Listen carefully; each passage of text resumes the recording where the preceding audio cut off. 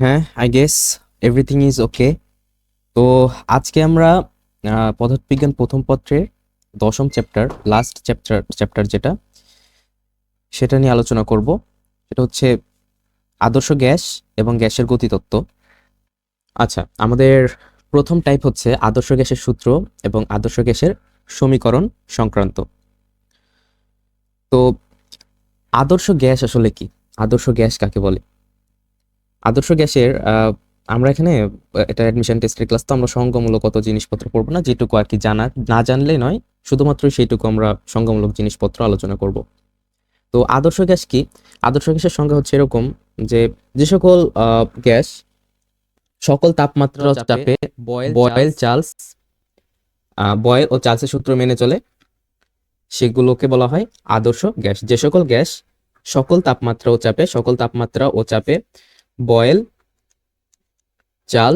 Boil ও চার্লসের সূত্র মেনে চলে, সে সকল গ্যাসকে বলা হয় আদর্শ গ্যাস।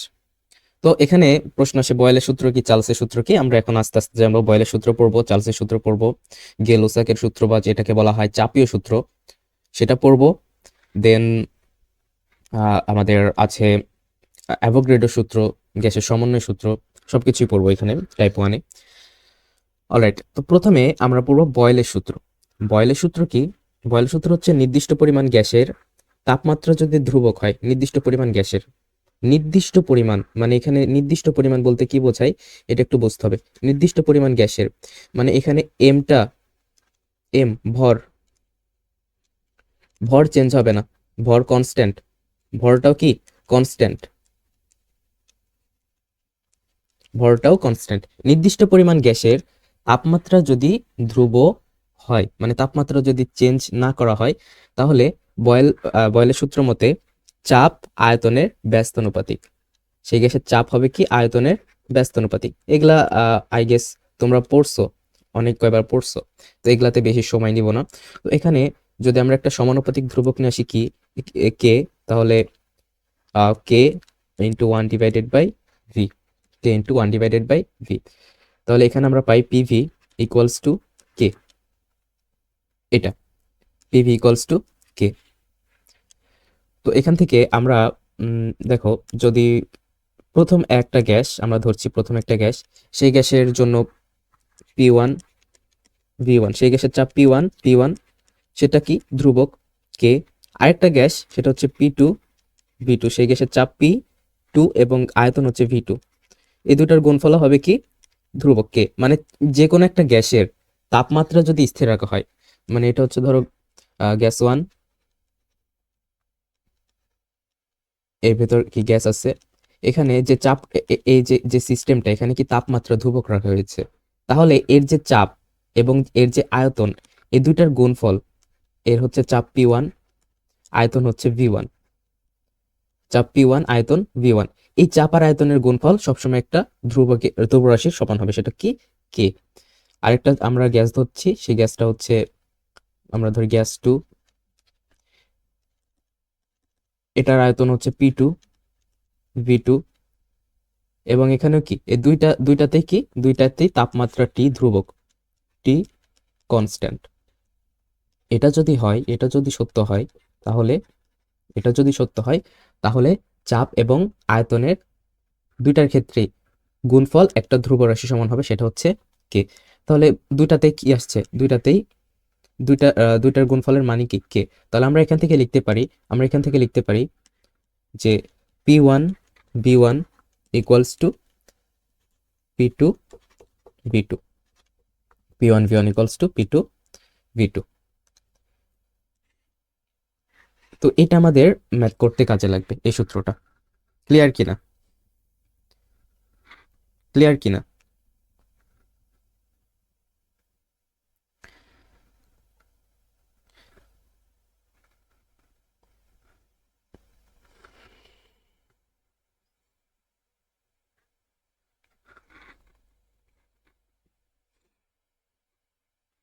তো এটা আমাদের ম্যাথ করতে কাজে লাগবে, এই সূত্রটা। ক্লিয়ার কিনা? ক্লিয়ার কিনা? আশা করি কারো কোনো সমস্যা নেই। অলরাইট, তো এখান থেকে আমরা কয়েকটা গ্রাফ দেখব। চার্লসের বয়েলের সূত্র রিলেটেড গ্রাফ। তো 1 নাম্বার যে গ্রাফটা দেখব সেটা হচ্ছে, দেখো আমরা প্রথমে যে সূত্রটা পড়েছি সেটা হচ্ছে চাপ আয়তনের কি ব্যস্তানুপাতিক। চাপ আর আয়তন কি পরস্পর মানে যদি চাপ বাড়াও তাহলে আয়তন কমবে, এবং আয়তন বাড়াও তাহলে চাপ, আয়তন যদি বাড়াও তাহলে চাপ কমবে। চাপ বাড়ালে আয়তন কমবে, আয়তন বাড়ালে চাপ বাড়ালে আয়তন কমবে, চাপ কমালে আয়তন বাড়বে। এটা সিম্পলি তুমি চিন্তা করো, কি করছো, যে একটা বেলুন বেলুন তুমি ফুলাইছো, ফোলানোর পর সেটাতে কি করছো, আহ চাপ বাড়াচ্ছ, বাইরে থেকে চাপ বাড়াচ্ছ বেলুনের উপর, তাহলে কি হবে বলতো, বেলুনটা সংকুচিত হয়ে যাবে না? তার মানে কি আয়তনটা কমছে। এখন যদি সেখানে চাপ কমানো হয়, সেই এরিয়ার ভিতর চাপ কমানো হয়, মানে কি হচ্ছে, তুমি ওটা এক্সপ্যান্ড হতে দিচ্ছ, মানে সংকুচিত করে রাখছিলে বেলুনটার উপর চাপ দিয়ে, এখন ওই যে সংকুচিত অবস্থাটা মানে চাপ প্রেশারটা রিলিজ করে দিছো, তাহলে বেলুনের আয়তনটা কি হবে, বেড়ে যাবে। এটা একেবারে মানে আমাদের রিয়েল লাইফ যে এক্সপিরিয়েন্স সেটার সাথে কিন্তু মিলে যায়। তো চাপ আয়তনের ব্যস্তানুপাতিক। তো আমরা যদি এখানে একটা গ্রাফ আঁকাই চাপ আর আয়তনের, তাহলে এই এক্স অক্ষ বরাবর আমরা দিচ্ছি আয়তন, চাপ, আর y অক্ষ বরাবর দিচ্ছি আমরা আয়তন। তাহলে চাপ যত বাড়াবে আয়তন তত কমবে। তার মানে আমরা আয়তন বনাম চাপের যে ইয়াটা পাবো, গ্রাফটা পাবো, সেটা কেমন হবে, আয়তন বনাম চাপের গ্রাফটা হবে এরকম অধিবৃত্ত আকার। দেখো চাপ যত বাড়ছে আয়তন তত কমছে, চাপ যত বাড়ছে আয়তন তত কমছে। তো এই যে এটা এটা হচ্ছে কি কি আকার বলতো, এটা হচ্ছে আয়তাকার অধিবৃত্ত। এটা কি, এটা হচ্ছে আয়তাকার অধিবৃত্ত। অর্থাৎ যদি প্রশ্ন আসে যে আহ, বয়েলের সূত্রে বয়েলের সূত্রে চাপ এবং আয়তনের সম্পর্ক, আয়তনের যে গ্রাফটা আসে সেটা কেমন আকারের, তাহলে অ্যান্সার হচ্ছে আয়তাকার অধিবৃত্ত আকারের। আচ্ছা, এখন আমরা 2 নাম্বার যে এখানে আরেকটা ইয়া দেখলাম, এই যে পিভি ইকুয়ালস টু কে, মানে আমরা একটা সমানুপাতিক ধ্রুবক নিয়ে এসে এই ফরম্যাটটা পাইছিলাম, পিভি ইকুয়ালস টু কে। এখানে কি বলছে, এখানে বলছে যে চাপ এবং আয়তন এর গুণফল একটা ধ্রুব রাশি, চাপ এবং আয়তনের গুণফল একটা ধ্রুব রাশি।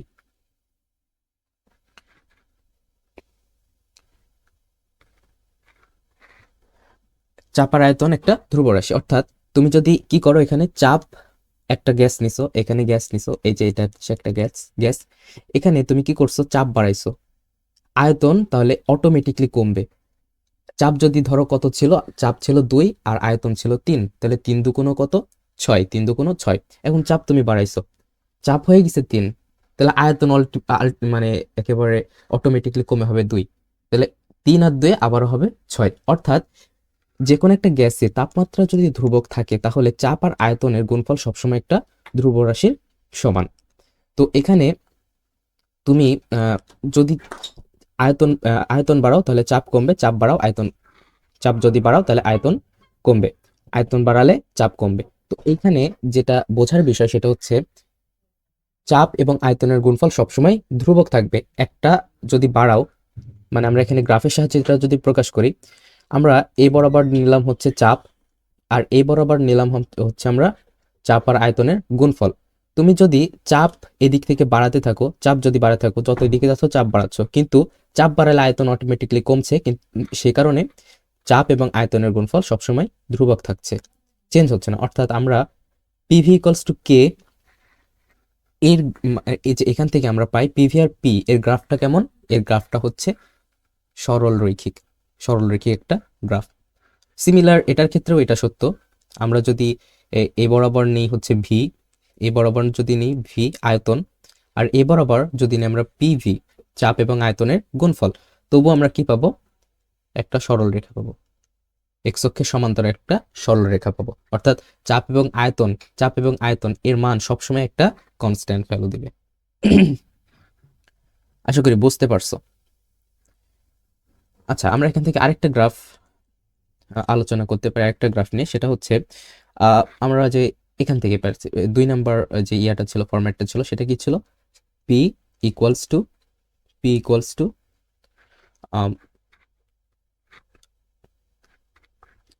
প্রথম যেটা ইয়া ছিল সূত্র, আমাদের সূত্রটা ছিল পি সমানুপাতিক 1/v। মানে আমাদের এখান থেকে গ্রাফ থেকে প্রশ্ন চলে আসে, তাই এটা আমাদের সব রকম গ্রাফ, কত ধরনের গ্রাফ আসতে পারে সেটা একটু মাথায় রাখা প্রয়োজন। আচ্ছা, তাহলে এখানে আমরা এই গ্রাফটা এখানে যদি এই বরাবর পি নিই আর এই বরাবর যদি নিই 1/v, এই বরাবর 1/v, তাহলে কি হবে বলতো? 1/v আর পি এটা পরস্পরের কি সমানুপাতিক। দেখো আয়তন চাপের ব্যস্তানুপাতিক, কিন্তু 1/v মানে আয়তনের উল্টাটা, সেটা তো তাহলে চাপের সমানুপাতিক, তাই না? তার মানে এখানে যদি সমানুপাতিক হয় তাহলে আমরা কি পাবো? একটা মূল বিন্দুগামী সরল রেখা পাবো। অর্থাৎ এখানে পি সমানুপাতিক 1/v এর গ্রাফটা হবে এরকম। তোমরা কি বুঝতে পারছো? কারো কোনো সমস্যা?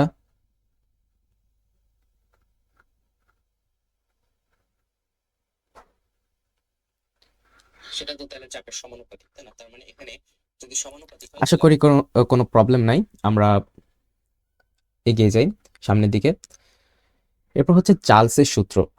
আমরা বলেছিলাম সকল তাপমাত্রায় যে গ্যাসগুলো বয়েল এবং চার্লসের সূত্র আদর্শ গ্যাস। তো এবার আমরা পড়ছি বয়েলের সূত্র আমরা দেখলাম, এবার দেখবো আমরা চার্লসের সূত্র। তো চার্লসের সূত্র কি? চার্লসের সূত্র হচ্ছে নির্দিষ্ট পরিমাণ গ্যাসের, ওই তো সেম, ভরটা থাকতে হবে কি কনস্ট্যান্ট। নির্দিষ্ট পরিমাণ গ্যাসের ভরটা কনস্ট্যান্ট, ভর পরিবর্তন হওয়া যাবে না। নির্দিষ্ট পরিমাণ গ্যাসের চাপ যদি ধ্রুব হয়। এবার আগে কি ছিল? তাপমাত্রা ধ্রুবক। দেখো বয়েল মানে কি? সিদ্ধ করা। সিদ্ধ করতে কি লাগে? তাপ দেওয়া লাগে। তো এখান থেকে মনে রাখবা তাপমাত্রা ধ্রুবক হচ্ছে বয়েলের সূত্রে তাপমাত্রা ধ্রুবক। চার্লসের সূত্রে চাপ ধ্রুবক। চার্লসের সূত্রে চাপ ধ্রুবক। তো চার্লসের সূত্র বলে যদি চাপ ধ্রুবক হয়, নির্দিষ্ট পরিমাণ গ্যাসের চাপ যদি ধ্রুবক হয়, মানে চাপের পরিবর্তন করা হচ্ছে না, তাহলে সেই গ্যাসের আয়তন তাপমাত্রার সমানুপাতিক। বলে আয়তন ভি তাপমাত্রার পরম তাপমাত্রার সমানুপাতিক। পরম তাপমাত্রা বলতে বোঝায় কেলভিন স্কেলের তাপমাত্রা, অর্থাৎ আয়তন ভি সেটা টেম্পারেচার মানে অ্যাবসোলিউট টেম্পারেচার মানে পরম তাপমাত্রার সমানুপাতিক, ভি সমানুপাতিক টি। তো সেম এখান থেকে আমরা কি করলাম? আমরা একটা সমানুপাতিক ধ্রুবক নিয়ে আসলাম। তাহলে ভি ইকুয়ালস টু কেটি,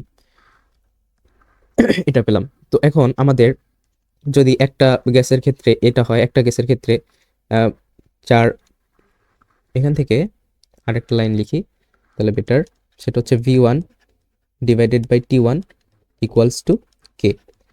তো এখন আমাদের একটা গ্যাসের ক্ষেত্রে আয়তন হচ্ছে V1 এবং V/T equals to K. V/T equals to K. এখান থেকে আমরা লিখতে পারি V/T ইকুয়ালস টু কে। অর্থাৎ যে কোনো গ্যাসের আয়তন এবং তাপমাত্রার অনুপাত একটা ধ্রুব রাশি। আয়তন এবং তাপমাত্রার অনুপাত একটা ধ্রুব রাশি। আয়তনের ক্ষেত্রে যদি তাপমাত্রা দ্বারা ভাগ করো, যদি চাপ ধ্রুব থাকে এবং গ্যাসের ভরও তুমি চেঞ্জ করছো না, তাহলে একটা যে সব গ্যাসের ক্ষেত্রে কি পাওয়া যাবে? একটা ধ্রুবক সংখ্যা পাওয়া যাবে। অর্থাৎ প্রথম একটা গ্যাস যার আয়তন V1, তার তাপমাত্রা হচ্ছে T1, এদের অনুপাত আমরা কি পাবো? একটা ধ্রুবক। আরেকটা গ্যাস যার, এটা আমরা ধরছি কি গ্যাস 1, এটা হচ্ছে গ্যাস 2, যার আয়তন হচ্ছে V2 এবং তাপমাত্রা হচ্ছে T2। আয়তন এবং তাপমাত্রার অনুপাত কি পাবো? আমরা একটা ধ্রুব রাশি। তো এখানে আমরা এটা দিলাম 1 নং ইকুয়েশন, এটা দিলাম 2 নং ইকুয়েশন আগের মতো। তো 1 আর 2 থেকে কি লিখতে পারি? 1 আর 2 হতে, অর্থাৎ আমরা এখান থেকে লিখতে পারি V1/T1 ইকুয়ালস টু V2/T2। আচ্ছা, তাহলে এখন V1/T1 লিখতে পারি আমরা, এই যে V2 কে পাশে নিয়ে V1/V2 ইকুয়ালস টু T1/T2। তো এটা আমাদের ম্যাথ করতে কাজে লাগবে। তো এটা হচ্ছে তোমার চার্লসের সূত্রের একটা ফরম্যাট। আশা করি বোঝা গেছে। তো এখন আমরা চার্লসের সূত্রের যে গ্রাফগুলো আছে সেগুলো একটু দেখবো। চার্লসের সূত্রের গ্রাফ, তো আমাদের প্রথমে যেটা ছিল চার্লসের সূত্রের, সেটা হচ্ছে চার্লসের সূত্র কি বলে? চাপ যদি ধ্রুবক থাকে তাহলে আয়তন তার পরম তাপমাত্রার সমানুপাতিক।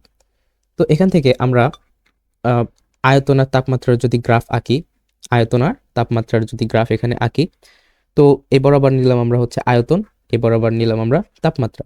তাহলে কি পাবো আমরা? মূল বিন্দুগামী একটা সরল রেখা পাবো। তাপমাত্রা যত বাড়ানো হবে আয়তন তত বাড়বে, তাপমাত্রা যত বাড়ানো হবে আদর্শ গ্যাসের আয়তন ততই বাড়বে। আচ্ছা, আরেকটা গ্রাফ আমরা দেখি এখান থেকে। যদি এরকম হবার কথা ছিল, ঠিক আছে, এরকম হবার কথা ছিল, কিন্তু এটা এটা হয় না আর কি, ঠিক আছে। এটা এটা রিয়েল ক্ষেত্রে প্রযোজ্য নয়। কেন প্রযোজ্য নয়? এটা এটা মানে পুরোটা সঠিক নয়। কেন সঠিক নয়? দেখো, যদি তাপমাত্রা জিরো জিরো কেলভিন হয়, এখানে কি তাপমাত্রা 0 কেলভিন, তাহলে এখানে আয়তনও কত? আয়তন হচ্ছে 0। কিন্তু কোনো একটা বস্তুর আয়তন কি 0 হতে পারে? গ্যাস, গ্যাসের ভেতরে তো মলিকিউল আছে, তাই না? মলিকিউলের একটা আয়তন আছে, অর্থাৎ অক্সিজেন যে গ্যাসটা আছে, অক্সিজেন গ্যাসের যে মলিকিউল গুলো আছে সেগুলোর তো একটা আয়তন আছে। কিন্তু 0 কেলভিন তাপমাত্রা এইখানে আয়তন 0 হয়ে যাচ্ছে, এটা কিন্তু পসিবল না। এটা কি পসিবল? কোনো কিছুর আয়তন কি 0 হওয়া পসিবল? তাহলে সেটার কি অস্তিত্ব থাকে? থাকে না। তো এখানে তোমার গ্রাফটা হবে এরকম। এ বরাবর যদি আমরা নিই আয়তন বি, এ বরাবর যদি নিই টি, তাহলে যদি আমরা ভি বনাম টি এর লেখচিত্রটা আঁকি, তাহলে এরকম হবে,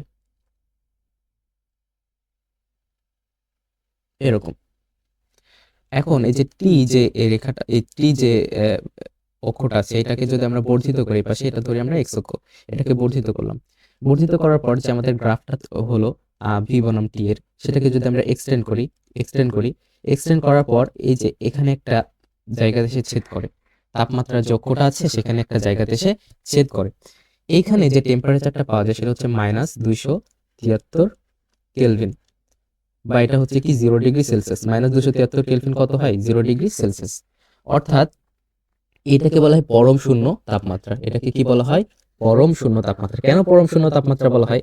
কারণ এইখানে দেখো আয়তন একেবারে শূন্য হয়ে যাচ্ছে এই তাপমাত্রার দেশে, কিন্তু এইখানে আয়তন শূন্য হয়ে যাচ্ছে। কিন্তু আয়তন কি শূন্য হওয়া পসিবল? আয়তন তো শূন্য হওয়া পসিবল না।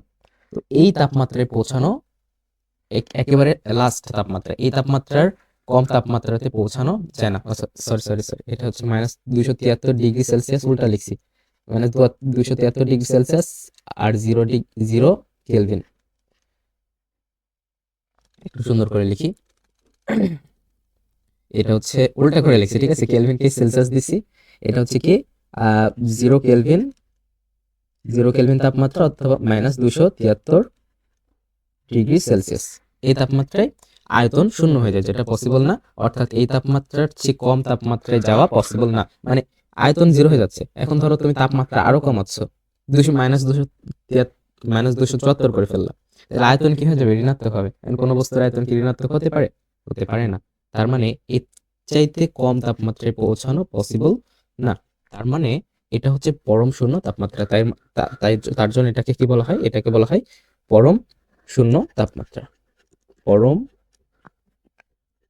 শূন্য তাপমাত্রা।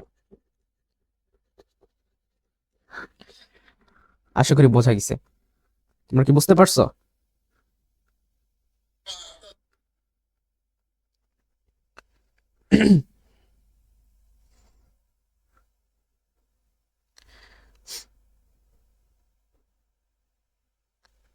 ক্লিয়ার?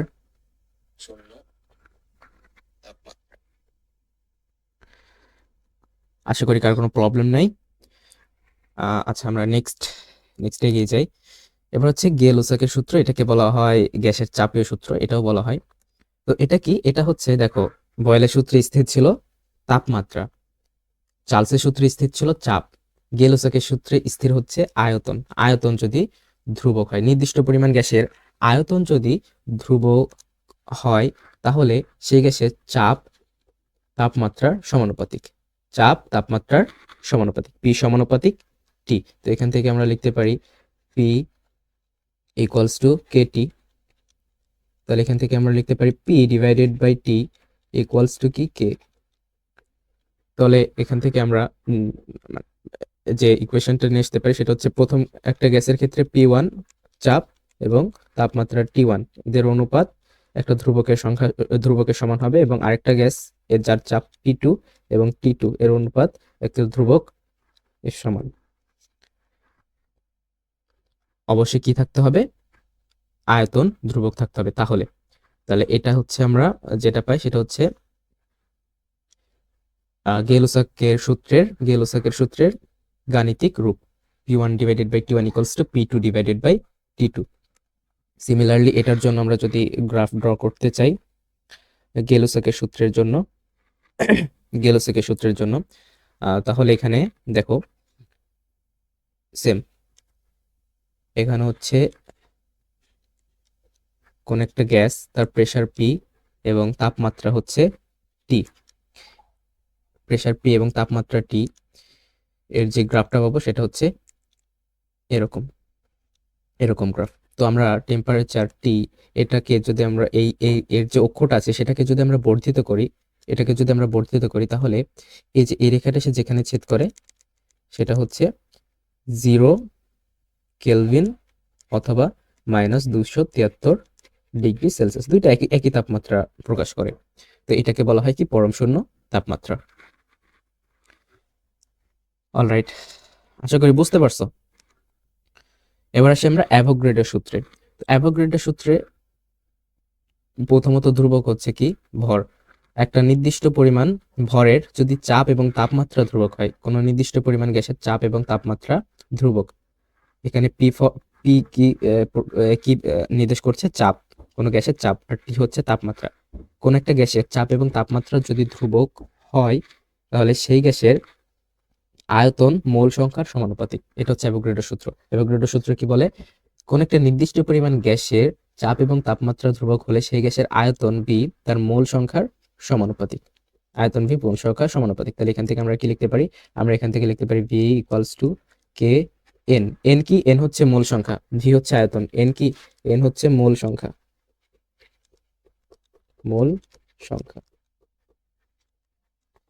তো এখানে কে এন, তাহলে এখানে আমরা লিখতে পারি V divided by N equals to কে।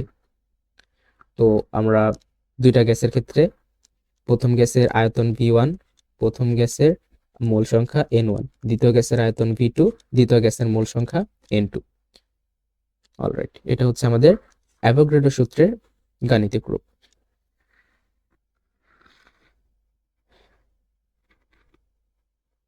বোঝা গেছে? আশা করি বুঝতে পারছো। আচ্ছা, এবার আমরা যে সূত্রগুলো পড়লাম এখান থেকে আমরা আরো কিছু সূত্র প্রতিপাদন করব। তো প্রথম হচ্ছে গ্যাসের সমন্বয় সূত্র প্রতিপাদন করব। গ্যাসের সমন্বয় সূত্র।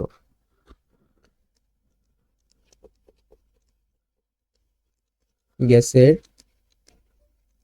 সমন্বয় সূত্র। তো আমরা যে সূত্রগুলো পেলাম, বয়েলের সূত্র থেকে পেলাম কি, পি সমানুপাতিক 1 ডিভাইডেড বাই ভি, আয়তন চাপ আয়তনের ব্যস্তানুপাতিক। চার্লসের সূত্র থেকে আমরা যেটা পেলাম, চাপ যদি ধ্রুবক থাকে তাহলে আয়তন তাপমাত্রার সমানুপাতিক। তারপর আমরা গেলোসাকের যে সূত্র, গেলোসাকের সূত্র থেকে আমরা পেলাম কি, গেলোসাকের সূত্র থেকে পেলাম আমরা চাপ আর তাপমাত্রা পরস্পর কি সমানুপাতিক, চাপ আর তাপমাত্রা পরস্পর সমানুপাতিক। আবার যে অ্যাভোগাড্রো সূত্র ছিল, অ্যাভোগাড্রো সূত্র থেকে পেলাম আমরা ভি মোল সংখ্যার সমানুপাতিক।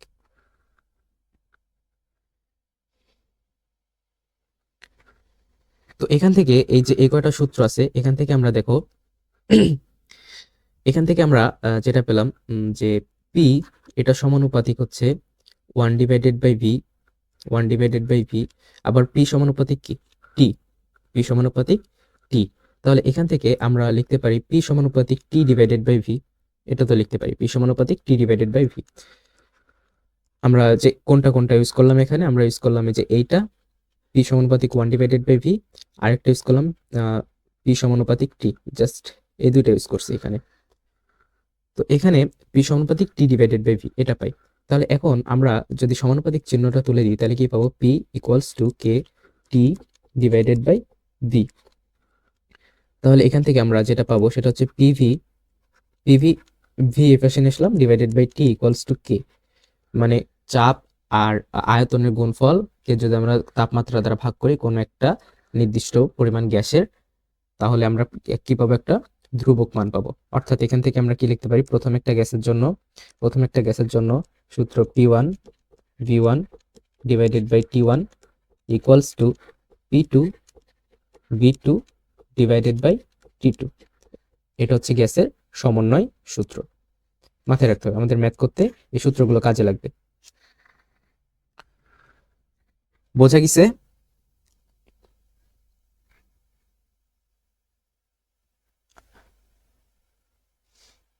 আশা করি বুঝতে পারছো। আচ্ছা, আমরা এখান থেকে যে গ্যাসের আদর্শ সূত্র আছে, আদর্শ গ্যাসের সূত্র, সেটা প্রতিপাদন করব এখানে। তার আগে এই যে এটা আমরা যেটা করলাম এখানে বলতো তিনটাই চলরাশি, চাপ, আয়তন, তাপমাত্রা, তিনটাই চলরাশি, তিনটাই পরিবর্তনশীল। শুধুমাত্র এখানে ধ্রুবক আছে ভর। নির্দিষ্ট পরিমাণ গ্যাসের ভর ধ্রুবক, কিন্তু এখানে তিনটাই চলরাশি, আয়তন, চাপ, তাপমাত্রা, তিনটাই চলরাশি, তিনটাই পরিবর্তন হচ্ছে। তিনটার পরিবর্তনের সাথে তিনটার সম্পর্ক দেখানো হয়েছে।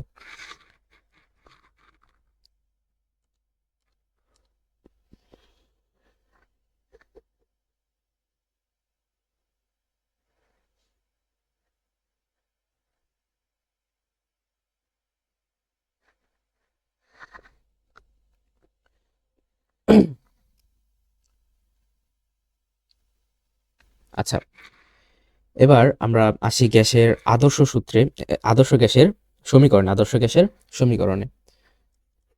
তো আর প্রতিপাদনে যাচ্ছি না। আদর্শ গ্যাসের সমীকরণ আমরা যে সমীকরণগুলো নিয়ে এসেছি সেখান থেকে এটা নিয়ে আসা যায় আর কি। আদর্শ গ্যাসের সমীকরণ PV equals to N R T. N কি? এন হচ্ছে মোল সংখ্যা, আর কি? আর হচ্ছে সার্বজনীন গ্যাস ধ্রুবক, যার মান হচ্ছে আর।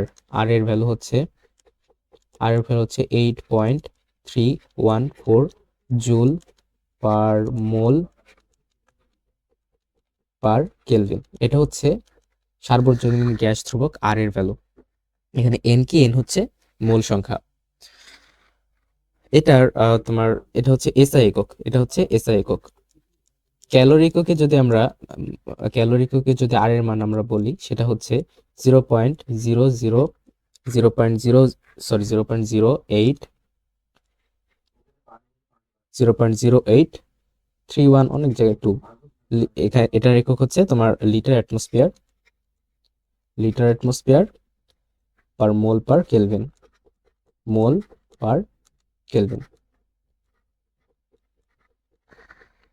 অলরাইট। তো আমাদের মোটামুটি এগুলো এখান থেকে জাস্ট এই সমীকরণগুলো জানা ছিল। আর আমি ধরে নিচ্ছি তোমরা যেহেতু অ্যাডমিশনের স্টুডেন্ট, তাই তোমরা এক অ্যাটমসফিয়ার চাপ সমান কত সেটা জানো। তারপর হচ্ছে সেটাকে তোমার এক অ্যাটমসফিয়ার চাপ সমান কত প্যাসকেলের সাথে সব কি, তারপর তোমার কত মিলিমিটার চাপ সমান এক অ্যাটমসফিয়ার, এগুলো জানো আমি আশা করছি। তো এগুলো আর আমি দেখালাম না। এগুলো যদি সবকিছু দেখালে যে ক্লাসটা অনেকটা লেন্দি হয়ে যাবে। আচ্ছা, আমরা এগুলো যদি কারো প্রবলেম থাকে এগুলো একটু গুগল করে দেখে নিও, অথবা নিজে একটু যদি তোমাদের কাছে কোশ্চেন ব্যাংক থাকে তোমরা সলভ করতে গেলে তো এগুলো দেখতে পাবেই, তাই না?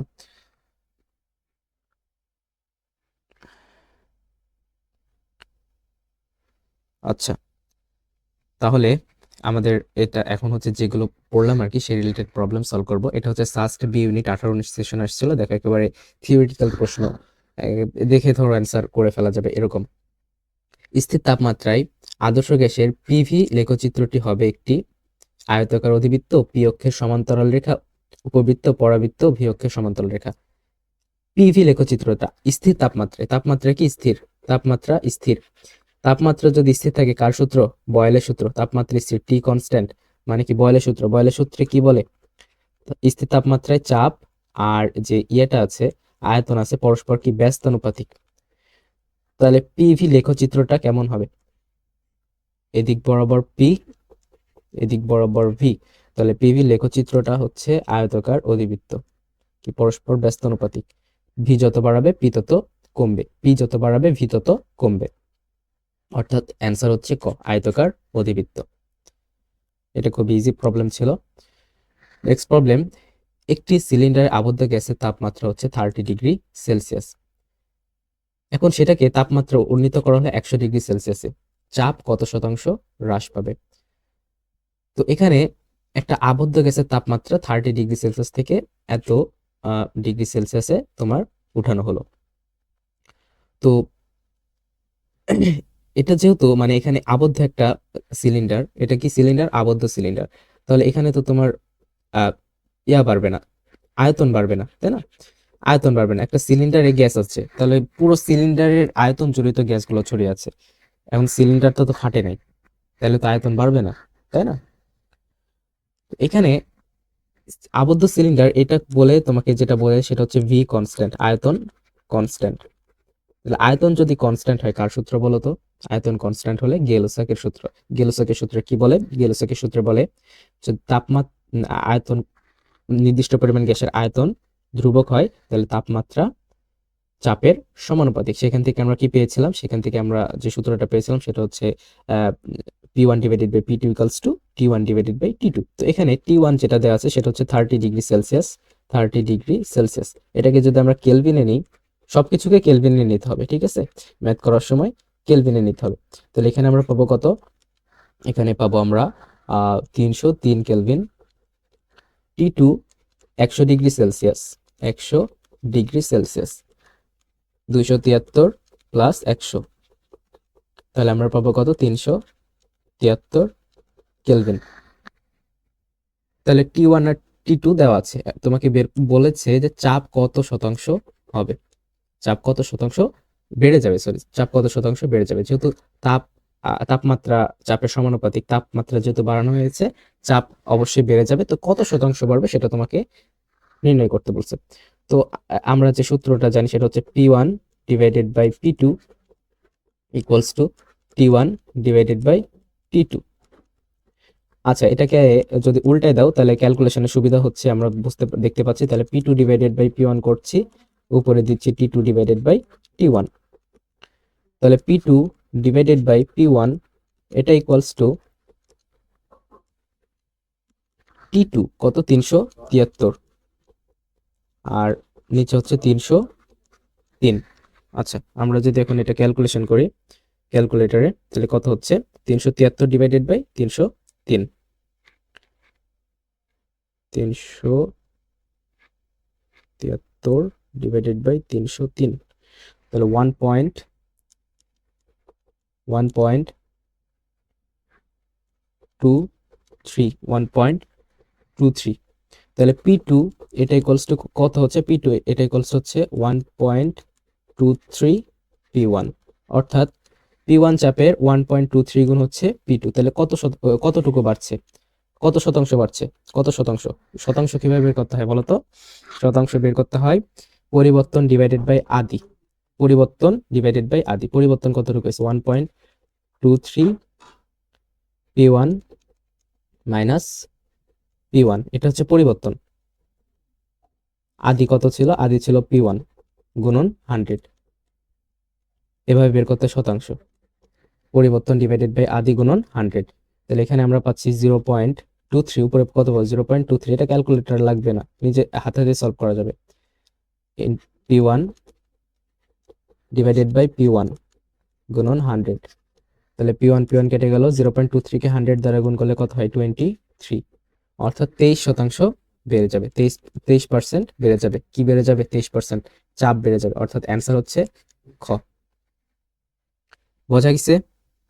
কারো কোনো প্রবলেম? আমাদের ক্লাস কি চলছে?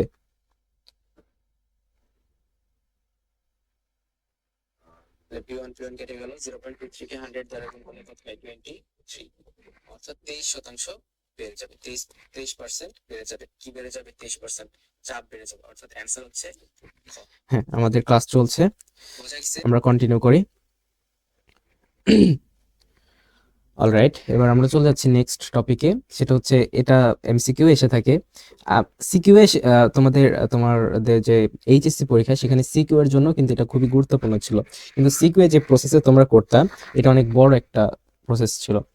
এখানে এমসিকিউ আসলে খুব শর্টকাটে বের করা যায়, ওইখান থেকে প্রতিপাদন করে নিয়ে আসতে হয় কি, হ্রদের গভীরতা নির্ণয়।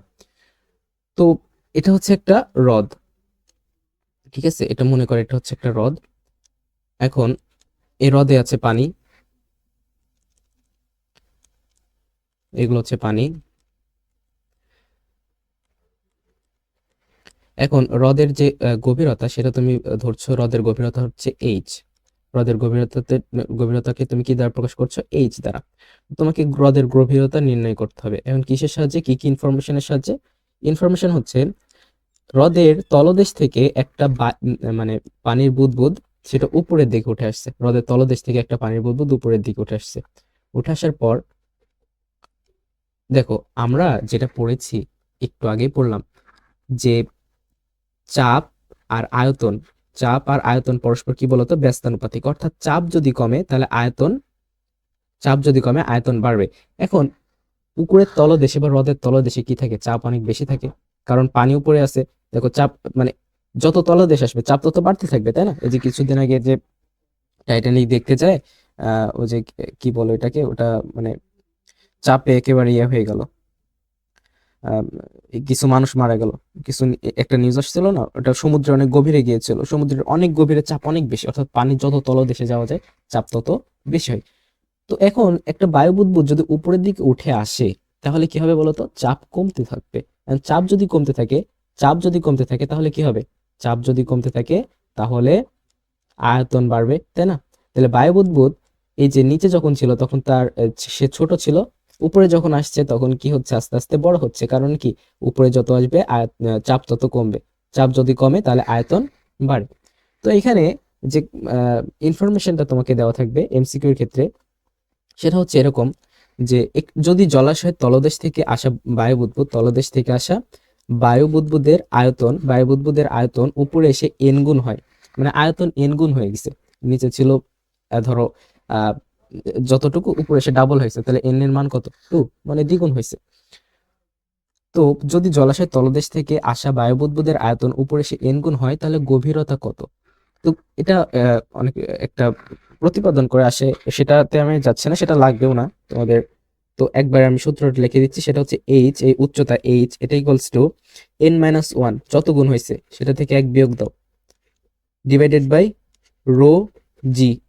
জি হচ্ছে অভিকর্ষ ত্বরণ, রো হচ্ছে যে জলাশয়ে তুমি গভীরতা নির্ণয় করবা সেই জলাশয়ের পানির ঘনত্ব, বা যেখানে তুমি গভীরতা নির্ণয় করছো, মধুর ভিতরেও যদি মধুর বুদবুদ যদি উপরে আসে তাহলে মধুর ঘনত্ব এখানে দিবা, ঠিক আছে? এখানে পি হচ্ছে, এখানে গুণন হচ্ছে পি। পি হচ্ছে ভূপৃষ্ঠের চাপ। আমি এখানে সবকিছুর যে পরিচয় সেগুলো একটু লিখে দিব।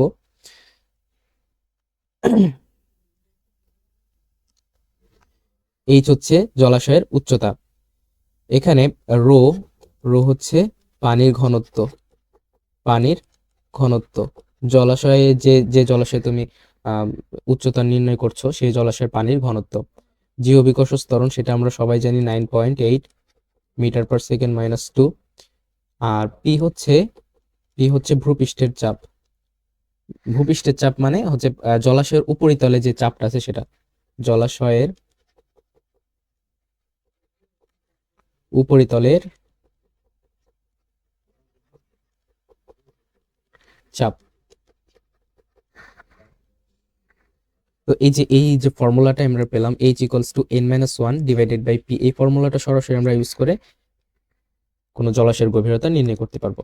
এন্ড সেম জিনিস যদি এই ইনফরমেশনটা দেওয়া থাকে যে আয়তন এন গুণ হয় নাই, ব্যাস বা ব্যাসার্ধ এন গুণ হয়েছে, ঠিক আছে, ব্যাস বা ব্যাসার্ধ এন গুণ হয়েছে। এখন একটা যে বায়ু বুদবুদ এর আয়তন আর ব্যাসার্ধের যদি সম্পর্ক নির্ণয় করো, এটা গোলক আকৃতির, তাই না? গোলকের আয়তনের সূত্র কি 4/3 পাই আর কিউব। তার মানে কি, আয়তনের সাথে ব্যাস বা ব্যাসার্ধের সম্পর্ক হচ্ছে ঘনের আয়তন ব্যাসার্ধের ঘনমূলের সমানুপাতিক হচ্ছে, ঘনের সমানুপাতিক হচ্ছে আয়তন কোন একটা গোলকাকার বস্তুর।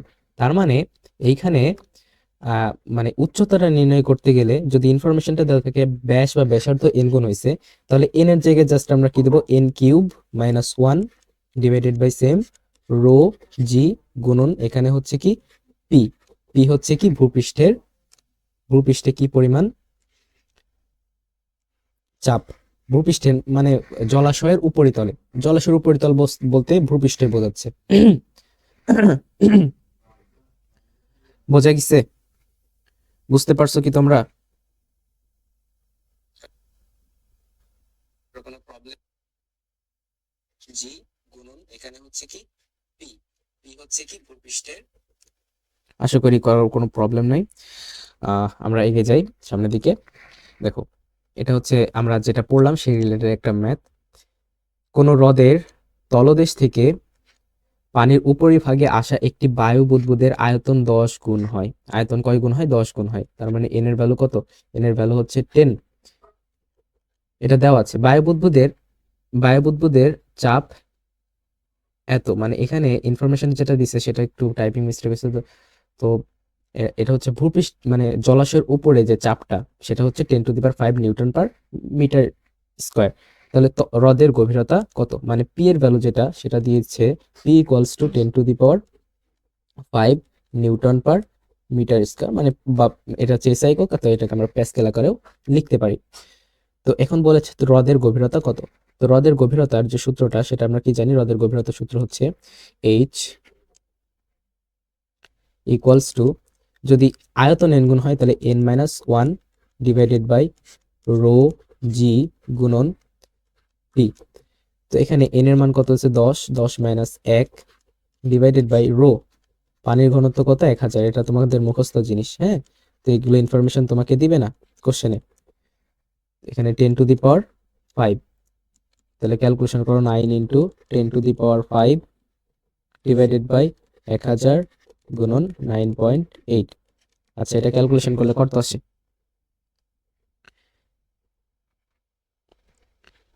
উপরে হচ্ছে 9 গুণন 10⁵ ডিভাইডেড বাই 1000 গুণন 9.8। তাহলে অ্যান্সার আসে 91.84, 91.84 মিটার। তাহলে অ্যান্সার হচ্ছে এই যে সরাসরি আমাদের মিলেছে 91.84 মিটার। আশা করি বুঝতে পারছো, খুব ইজি একটা ম্যাথ ছিল। এবার আমরা নিউ টপিকে চলে আসছি, টাইপ 3। সেটা হচ্ছে বর্গমূল গড় বর্গবেগ গ্যাসের এবং গ্যাসের গতিতত্ত্বের আদর্শ সমীকরণ। প্রথমে আমরা বর্গমূল গড় বর্গবেগ নিয়ে আলোচনা করব। তো বর্গমূল গড় বর্গবেগ এটা বলতে কি বোঝাচ্ছে? বর্গমূল গড় বর্গবেগ এটা বলতে কি বোঝাচ্ছে? দেখো, কোন একটা এটা হচ্ছে ধর একটা পাত্র, এটা একটা পাত্র। এই পাত্রের ভিতর যে গ্যাসের অণুগুলো আছে সেগুলো ছোটাছুটি করছে, তাই না? এটা একটা গ্যাসের অণু, এটার একটা গ্যাসের অণু, এটা একটা গ্যাসের অণু। এই গ্যাসের অণুগুলো ছোটাছুটি করছে। তাহলে এই যে এদের সবার বেগ তো সেম না। তো এটার বেগ হচ্ছে ধরো v1, এটার বেগ হচ্ছে v2, এই যে এই অণুটা আছে যেটা, এর বেগটা হচ্ছে v3, এটার হচ্ছে v4, এরকম আমরা ধরলাম, ঠিক আছে? তো এখন এর যে গড় বেগ, আমরা যদি গড় বেগ নির্ণয় করতে চাই, গড় বেগ, তো গড় বেগ এটা যদি নির্ণয় করতে চাই তাহলে কি করতে হবে? প্রত্যেকটার বেগ যেটা আছে v1 plus v2 plus v3 plus v4, এভাবে যতগুলো মানে আছে মানে অণু, সেগুলো এনতম অণু তার বেগ ডিভাইডেড বাই যতগুলো আমরা অণুর নিয়েছি, বেগ নিয়েছি, সেই সংখ্যা দ্বারা ভাগ করতে হবে। এটা হচ্ছে কি পাবো? এটা হচ্ছে গ্যাসের গড় বেগ, গ্যাসের গড় বেগ। এখন এইটা বেশি এফিশিয়েন্ট না, এটার মাধ্যমে আমরা মানে একটা গ্যাসের যে বেগটা সেটা আমরা এফিশিয়েন্টলি পাই না, আসলে রিয়েলি ওই পরিমাণ বেগের কাছাকাছি হয় না। তো এখন আমরা যদি এর বদলে এটা করি, বর্গমূল গড় বর্গবেগ, এটা প্রথম, তারপর দেখি গড় বর্গবেগ, এটা যদি নির্ণয় করি, গড় বর্গবেগ, গড় বর্গবেগ, গড় বর্গবেগ, গড় বর্গবেগ যদি আমরা নির্ণয় করি তাহলে সেটা হচ্ছে কি করব? প্রত্যেকটার বেগকে কি করব? বর্গ করব। v2 এর পুরো স্কয়ার প্লাস v3 এর পুরো স্কয়ার প্লাস v4 এর পুরো স্কয়ার। এনতম এনতম গ্যাস এর অণু, তারপর বর্গ ডিভাইডেড বাই এন। এটা হচ্ছে কি পেলাম, গড় বর্গবেগ। কি করেছি আমরা, জাস্ট বর্গ করেছি।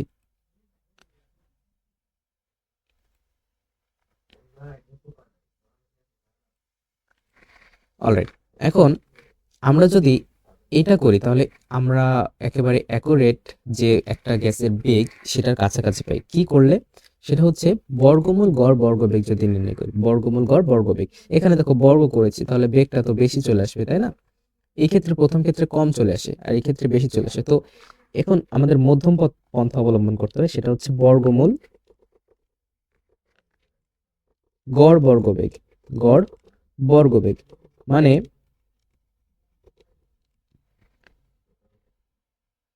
এটাকে বলা হয় রুট মিন স্কয়ার।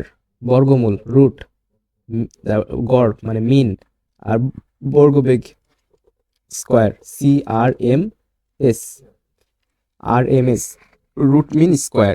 সেটা হচ্ছে কি করতে হবে, প্রত্যেকটার বেগ মানে প্রথমটার বেগ এর পুরো স্কয়ার, দ্বিতীয়টার বেগ এর পুরো স্কয়ার, প্লাস তৃতীয়টার বেগ এর পুরো স্কয়ার, এভাবে এনতম যে ইয়াটা আছে সেটার উপর স্কয়ার ডিভাইডেড বাই এন। এটা করব ঠিক আছে, কিন্তু কি দিব, রুট ওভার দিব। এটা হচ্ছে CRMS বেগ বা বর্গমূল গড় বর্গবেগ। এটা আমাদের মাথায় রাখতে হবে।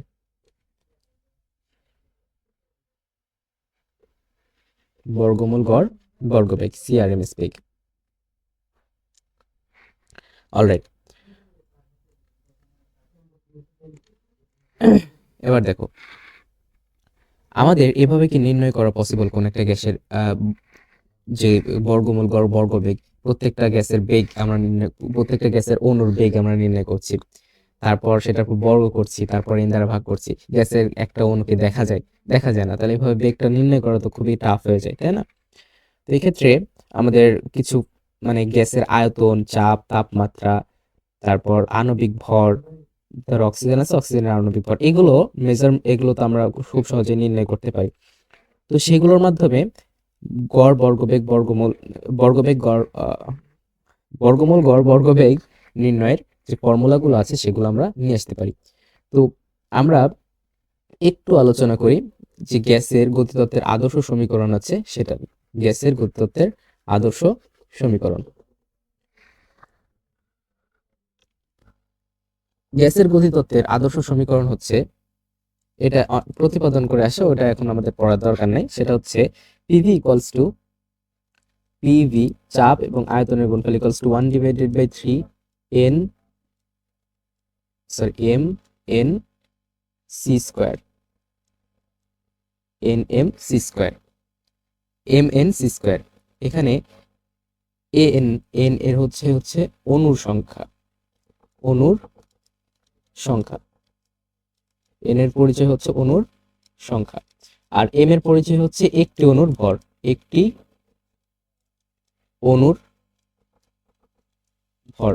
মানে যে গ্যাসের আমরা সমীকরণটা নির্ণয় করছি সেই গ্যাসের একটা অণুর ভর হচ্ছে এম, আর ক্যাপিটাল এন এটা হচ্ছে অণুর সংখ্যা। এখন এই দুইটার আমরা যদি গুণফল করি এন আর এম, তাহলে কি পাবো বলতো? এন আর এম যদি গুণ করি তাহলে আমরা আসলে পাবো আণবিক ভর, আণবিক ভর, তাই কিনা? আণবিক ভর পাবো। কিভাবে আণবিক ভর পাবো একটু চিন্তা করো, এটুকু চিন্তা নিজে নিজে করা ভালো, ঠিক আছে? ব্রেন খুলবে এটুকু চিন্তা যদি নিজে নিজে করো। আচ্ছা, তাহলে এখান থেকে আমরা কি লিখতে পারি? এটা হচ্ছে আমরা প্রথমে যেটা লিখছি এটা একটু আমরা হাইলাইট করি। এটা হচ্ছে গ্যাসের কাইনেটিক ইকুয়েশন, গ্যাসের গতিতত্ত্বের আদর্শ সমীকরণ। তো এখান থেকে আমরা কি লিখতে পারি? PV equals to 1/3 M C square, এটা লিখতে পারি। এখান থেকে আমরা তারপরের লাইনে লিখতে পারি C square equals to 3 PV divided by M, 3 PV divided by M. তাহলে সি ইকুয়ালস টু আমরা লিখতে পারি 3 পিভি ডিভাইডেড বাই এম, এরপর কি রুট ওভার। এটা সিটাই হচ্ছে আমাদের সিআরএমএস বেগ বা বর্গমূল গড় বর্গবেগ। তো সিআরএমএস এটা equals to root over 3 PV এটা হচ্ছে পি চাপ, ঠিক আছে, পিভি ডিভাইডেড বাই এম, এটা আমরা লিখতে পারি। এটা হচ্ছে একটা ইকুয়েশন, কিসের? বর্গমূল গড় বর্গবেগের একটা ইকুয়েশন। আবার আমরা জানি কি বলতো, আমরা জানি হচ্ছে পিভি ইকুয়ালস টু এনআরটি, এটা আমরা জানি। তাহলে পিভি এর জায়গায় আমরা কি বসাতে পারি? এনআরটি। তো এন এর মান আমরা এখানে নিচ্ছি, অনুসংখ্যা নিচ্ছি 1। তো সেক্ষেত্রে তাহলে CRMS equals to root over 3 RT divided by M. এখানে এম হচ্ছে কি? আণবিক ভর। এম কি? এখানে এম আণবিক ভর, আণবিক ভর ক্যাপিটাল এম, এটা হচ্ছে আণবিক ভর। এটা হচ্ছে আরেকটি ইকুয়েশন, কিসের? বর্গমূল গড় বর্গবেগের। এবার আসো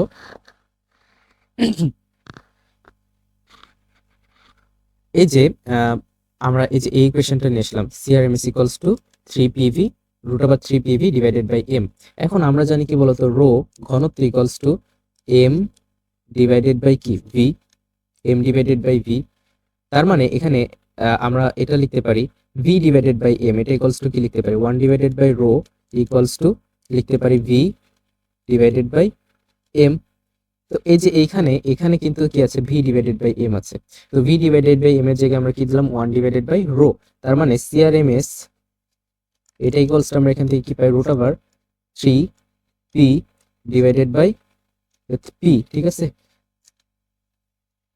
এটা পি আর এটা হচ্ছে রো।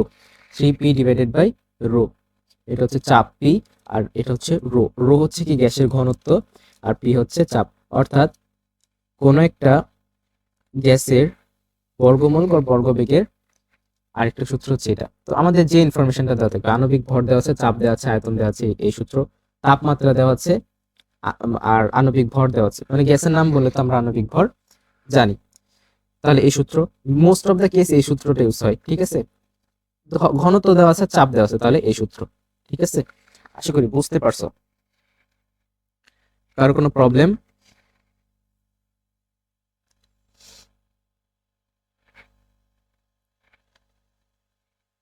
আশা করি কারো কোনো প্রবলেম নাই। এখন আমি একটি অণুর ক্ষেত্রে যদি বলি, একটি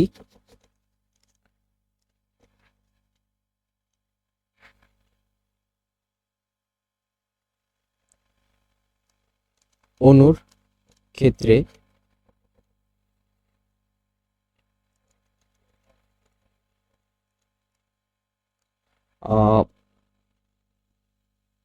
আচ্ছা, সিআরএমএস আরেকটাই হচ্ছে সিআরএমএস, এটা ইকুয়ালস টু, এটার একটা ফর্মুলা হচ্ছে root over 3 KT divided by M. M হচ্ছে কি? একটি অণুর ভর। এম কি? স্মল এম হচ্ছে একটি অণুর ভর, উপরে লিখছি না? উপরে লিখছি। এন্ড কে কি? কে হচ্ছে বোলসম্যান ধ্রুবক, কে হচ্ছে বোলসম্যান ধ্রুবক, বোলসম্যান ধ্রুবক, কে হচ্ছে বোলসম্যান ধ্রুবক, যার মান হচ্ছে 1.38 ইন্টু 10⁻⁻23। এটা আমরা ইয়াতে গিয়ে আলোচনা করব, পরে আলোচনা করব।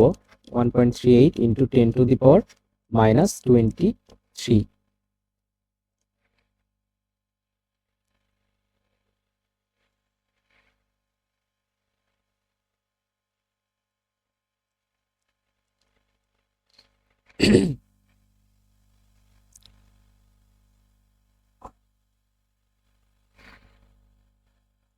কারো কোন প্রবলেম আছে এখানে?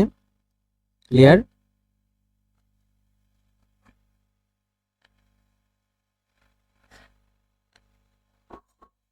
আমাদের ক্লাস কি চলছে?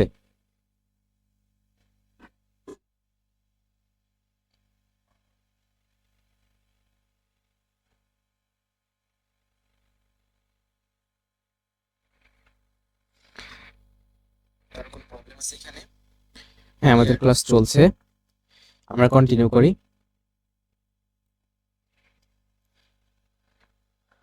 অলরাইট, এই হচ্ছে বিষয় বর্গমূল গড় বর্গবেগের এবং গ্যাসের গতিতত্ত্বের আদর্শ সমীকরণের। আচ্ছা, আমরা আমাদের যে কনসেপ্টটা পড়লাম সেই রিলেটেড একটা ম্যাথ প্রবলেম সলভ করি। কি বলা হয়েছে? 27 ডিগ্রি সেলসিয়াস তাপমাত্রায় একটি নাইট্রোজেন অণুর বর্গমূল গড় বর্গবেগ কত নির্ণয় করো। 27 ডিগ্রি সেলসিয়াস তাপমাত্রা, জাস্ট একটা ইনফরমেশন দিছে এখানে, নিউমেরিক্যাল ইনফরমেশন জাস্ট একটা দিছে। তো 27 ডিগ্রি সেলসিয়াস, আর সবকিছুকে আমরা কি কেলভিনে নিব। এটাকে যদি কেলভিনে নাও তাহলে কত হয়, 300 কেলভিন। 273 + 27 কত হয়, 300 কেলভিন। এখানে নাইট্রোজেন গ্যাস বলছে, নাইট্রোজেন গ্যাস মানে N2। তাহলে N2 এর ক্ষেত্রে যে আণবিক ভর ক্যাপিটাল M, এটার ভ্যালু কত পাবো, নাইট্রোজেন 14 × 2, তার মানে কত, 28। এটা হচ্ছে নাইট্রোজেনের আণবিক ভর।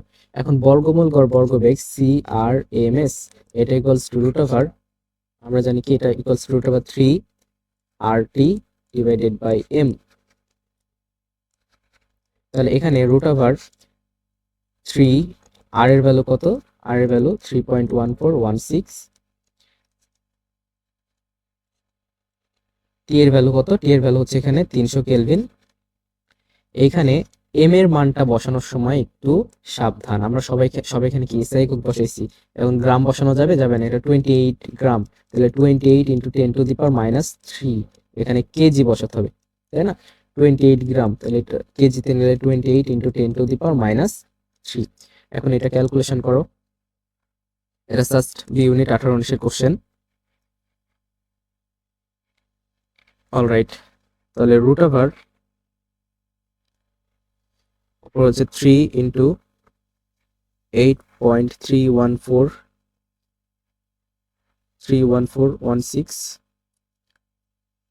into 300 divided by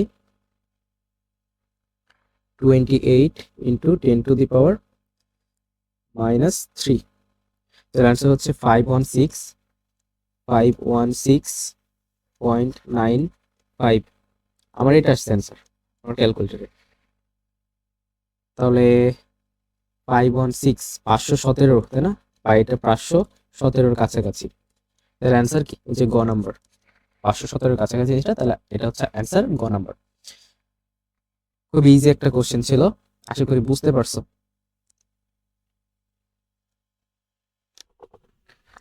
এবার আমরা নতুন টপিকে চলে আসছি, টাইপ 4, স্বাধীনতার মাত্রা ও গ্যাসের গতিশক্তি। আচ্ছা, স্বাধীনতার মাত্রা বলতে কি বোঝায়? স্বাধীনতার মাত্রা বলতে বোঝায় কোনো একটা বস্তুর গতির যে কোনো অবস্থা নির্দেশ করতে কমপক্ষে যতগুলো নিরপেক্ষ স্থানাঙ্ক প্রয়োজন, সেই সংখ্যাকে ওই বস্তুর স্বাধীনতার মাত্রা বা ডিগ্রি অফ ফ্রিডম বলে। কোনো বস্তুর গতির যে কোনো মুহূর্তে অবস্থান নির্দেশ করতে কমপক্ষে যতগুলো নিরপেক্ষ স্থানাঙ্কের প্রয়োজন হয়, সেই সংখ্যাকে ওই বস্তুর স্বাধীনতার মাত্রা বলে। আচ্ছা, আমাদের এখানে দেখো, অনেস্টলি অ্যাডমিশন টেস্টের জন্য আমাদের এই যে সংজ্ঞামূলক জিনিস অথবা থিওরিটিক্যাল জিনিস অতটা কাজে না লাগবে না, আমাদের বেশি কাজে লাগবে হচ্ছে নিউমেরিক্যাল প্রবলেমগুলো সলভ করা।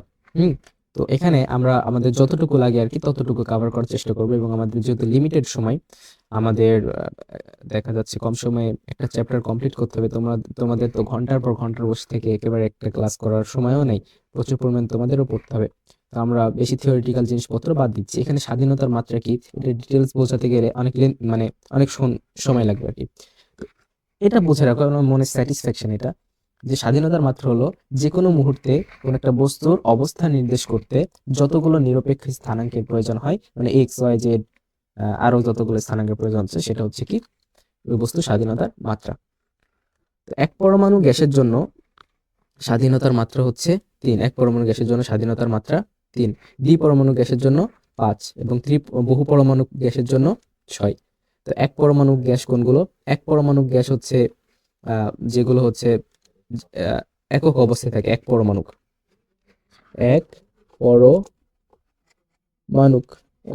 গ্যাস কোন, যেমন হচ্ছে নিষ্ক্রিয় গ্যাস, হিলিয়াম, নিয়ন,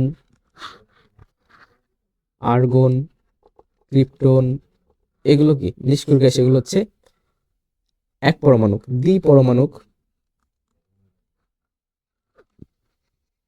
দ্বিপরমাণু গ্যাস কোনগুলো? যেমন fluorine, nitrogen, fluorine, oxygen, nitrogen, oxygen, fluorine, chlorine, এগুলো কি বলতো? দ্বিপরমাণু। হাইড্রোজেন, এগুলো হচ্ছে দ্বিপরমাণু। তো এগুলোর ক্ষেত্রে স্বাধীনতার মাত্রাকে F দ্বারা প্রকাশ করা হয়, তার মান হচ্ছে 3। আর এটা হচ্ছে 5। তো এখানে 3, এখানে রৈখিক যে গতি সেটাকে প্রকাশ করার জন্য 3টার প্রয়োজন হয়, এর ঘূর্ণন গতি 0, অর্থাৎ এক পরমাণু গ্যাসের ঘূর্ণন গতি 0, অর্থাৎ এক পরমাণু গ্যাসের সর্বমোট স্বাধীনতা মাত্রা 3 + 0 = 3। দ্বিপরমাণু গ্যাসের জন্য রৈখিক 3 আর ঘূর্ণন 2, তার মানে কত? 3 + 2 = 5। আর বহু পরমাণু গ্যাসের জন্য বহু পরমাণু গ্যাসের জন্য বহু পরমাণু যেমন কি বহু পরমাণু হচ্ছে অনেক আছে, মিথেন গ্যাস, তারপর মিথেন গ্যাস, বহু পরমাণু আরো গ্যাস, বোরন, ট্রাইফ্লোরাইড, এই সকল গ্যাস এগুলোর জন্য কি 6, এক্সেপ্ট কার্বন ডাইঅক্সাইড বহু পরমাণু হওয়া সত্ত্বেও এর হচ্ছে 5, কারণ কার্বন ডাইঅক্সাইডের আকার হচ্ছে সরল রৈখিক। ঠিক আছে, আমি এখন আবার এই গাঠনিক আকারে যাচ্ছি না, ওটা হচ্ছে কেমিস্ট্রির যে 3rd চ্যাপ্টার আছে না, পর্যায়িত ধর্ম রাসায়নিক বন্ধন, ওখানে সংকরায়ন যদি পড়ে থাকো তাহলে দেখবা যে কার্বন ডাইঅক্সাইডের আকার হচ্ছে কি সরল রৈখিক। তারপর এটা বহু পরমাণু হওয়া সত্ত্বেও এর হচ্ছে যে আছে তোমার স্বাধীনতার মাত্রা, সেটা হচ্ছে 5। তো এখানে আকারের উপর, গাঠনিক আকারের উপর স্বাধীনতার মাত্রা নির্ভর করে। তো এগুলো যদি ডিটেলস পড়াতে যেতে হয় তাহলে অনেক লেন্থি হয়ে যাবে ক্লাসটা, আমাদের ওগুলো লাগবেও না, এখন পড়ে ওগুলো কোনো ফায়দাও নাই, আমাদের জাস্ট যেগুলো পড়াচ্ছি এগুলো আর কি ফায়দা। আচ্ছা, তো আমাদের এটা মাথায় রাখতে হবে, এক পরমাণুকের ক্ষেত্রে স্বাধীনতার মাত্রা 3, দ্বিপরমাণুকের ক্ষেত্রে স্বাধীনতার মাত্রা 5, ত্রিপরমাণুকের ক্ষেত্রে 6, এক্সেপ্ট কার্বন ডাইঅক্সাইডের ক্ষেত্রে স্বাধীনতার মাত্রা 5। অলরাইট, এন্ড গতিশক্তি সূত্র, কোন গ্যাসের গতিশক্তি, এনমোল গ্যাসের গতিশক্তিকে কি দ্বারা প্রকাশ করা হয়? গ্যাসের গতিশক্তিকে প্রকাশ করা হয় ইকে দ্বারা। গ্যাসের গতিশক্তি EK equals to F divided by 2, গ্যাসের গতিশক্তি সূত্র হচ্ছে F divided by 2 nRT.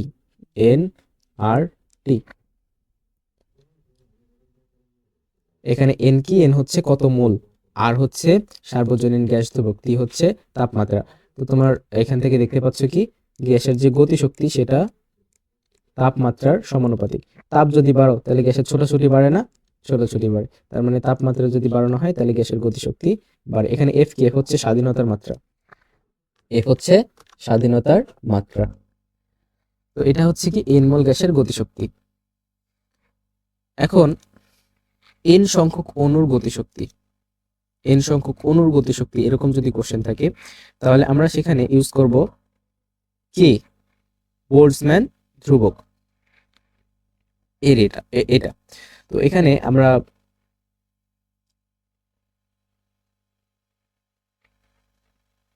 N সংখ্যক অণুর গতিশক্তি সূত্র হচ্ছে ইকে, এটা equals to F divided by 2 N K T. K হচ্ছে কি? বোল্টজম্যান ধ্রুবক, আমরা আগেও পড়লাম। কে হচ্ছে বোল্টজম্যান ধ্রুবক, যার মান কি? K equals to 1.38 into 10⁻⁻23 joule per mole. এটা আমরা আগেও দেখলাম। আশা করি বুঝতে পারছো।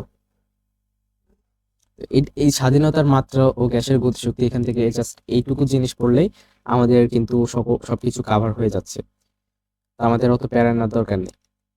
আচ্ছা, আমরা এই রিলেটেড একটা ম্যাথ প্রবলেম সলভ করি। এখানে কি বলা হয়েছে দেখো, 27 ডিগ্রি সেলসিয়াস তাপমাত্রায় 3 গ্রাম নাইট্রোজেনের মোট গতিশক্তি কত? তো এইখানে যেটা গতিশক্তি ইকে, এটার ফর্মুলা কি? ইকে এর ফর্মুলা হচ্ছে F divided by 2 N R টি।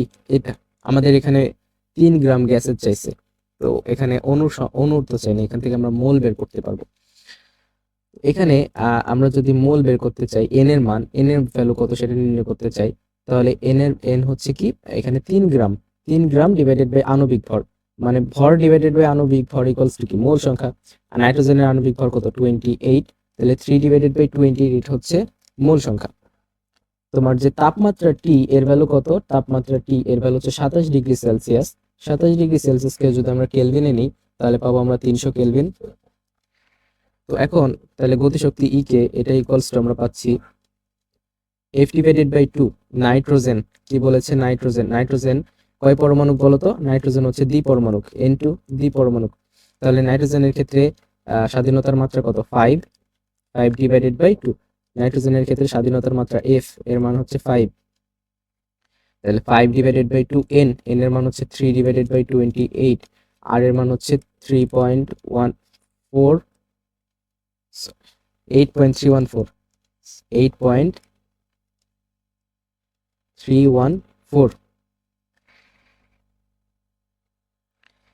তারপর টি এর মান কত, টি এর মান হচ্ছে 300 কেলভিন। এটা যদি ক্যালকুলেশন করো তাহলে কি পাবা, দেখো ক্যালকুলেটরের চাপ দাও, তাহলে এখানে আসে 5 ডিভাইডেড বাই 2 গুণন 3 ডিভাইডেড বাই 28 গুণন 8.314 গুণন 300, তাহলে সে 668.08। তার মানে অ্যান্সার কত, ও নাম্বার। বুঝতে পারছো, আশা করি বুঝতে পারছো। এখানে আমি কয়েকটা কথা বলি যে এখানে অনেক বিশ্ববিদ্যালয়ে প্রশ্নতে যে তোমার এই যে প্রশ্নটা করেছে, ধরে যে নাইট্রোজেন বলেছে, কিন্তু এই যে এখানে স্বাধীনতার মাত্রা মান 3 বসাইছে, বসায় অ্যান্সারটা মিলতেছে, 5 বসায় অ্যান্সার মিলতেছে না, 5 বসায় যেটা অ্যান্সার আছে সেটা অপশনেই নেই। তার মানে নাইট্রোজেন দ্বিপরমাণুক হওয়া সত্ত্বেও এক পরমাণুকের জন্য যে স্বাধীনতার মাত্রা ছিল সেটাই বসেছে। তো এটা কিন্তু টেকনিক্যালি ভুল, নাইট্রোজেনের জন্য 3 বসানোটা ভুল, কিন্তু অনেক বিশ্ববিদ্যালয় এটা করে। তো তোমার কাজ হচ্ছে, যদি তুমি সঠিক যেটা এই যে নাইট্রোজেনের জন্য 5 এটা বসে যদি অপশনে না মিলে তাহলে তুমি একবার 3 দিয়ে চেষ্টা করবা। তুমি এফ এর মান 3 বসে তারপর একবার ক্যালকুলেশন করবা, যদি 5 দিয়ে যেটা আসছে সেটা যদি অপশনে না থাকে তাহলে 3 দিয়ে আরেকবার ক্যালকুলেশন করে যদি দেখো যে অপশনের সাথে মিলতেছে তাহলে তুমি এটা দাগাই দিয়ে আসো। অনেক জায়গায় স্বাধীনতার মাত্রা এক পরমাণুক হোক, দ্বিপরমাণুক হোক, ত্রিপরমাণুক হোক, এই স্বাধীনতার মাত্রা 3 ধরে, সেই কারণে এই সমস্যাটা হয়েছে, কিন্তু টেকনিক্যালি কিন্তু এটা ভুল। ঠিক আছে, আশা করি বুঝতে পারছো। আচ্ছা, এবার আমরা পড়বো গড় মুক্ত পথ। আচ্ছা, গড় মুক্ত পথ বলতে কি বোঝাচ্ছে, দেখো এটা হচ্ছে একটা আবদ্ধ জায়গা যেখানে অনেক গ্যাসের অণু আছে।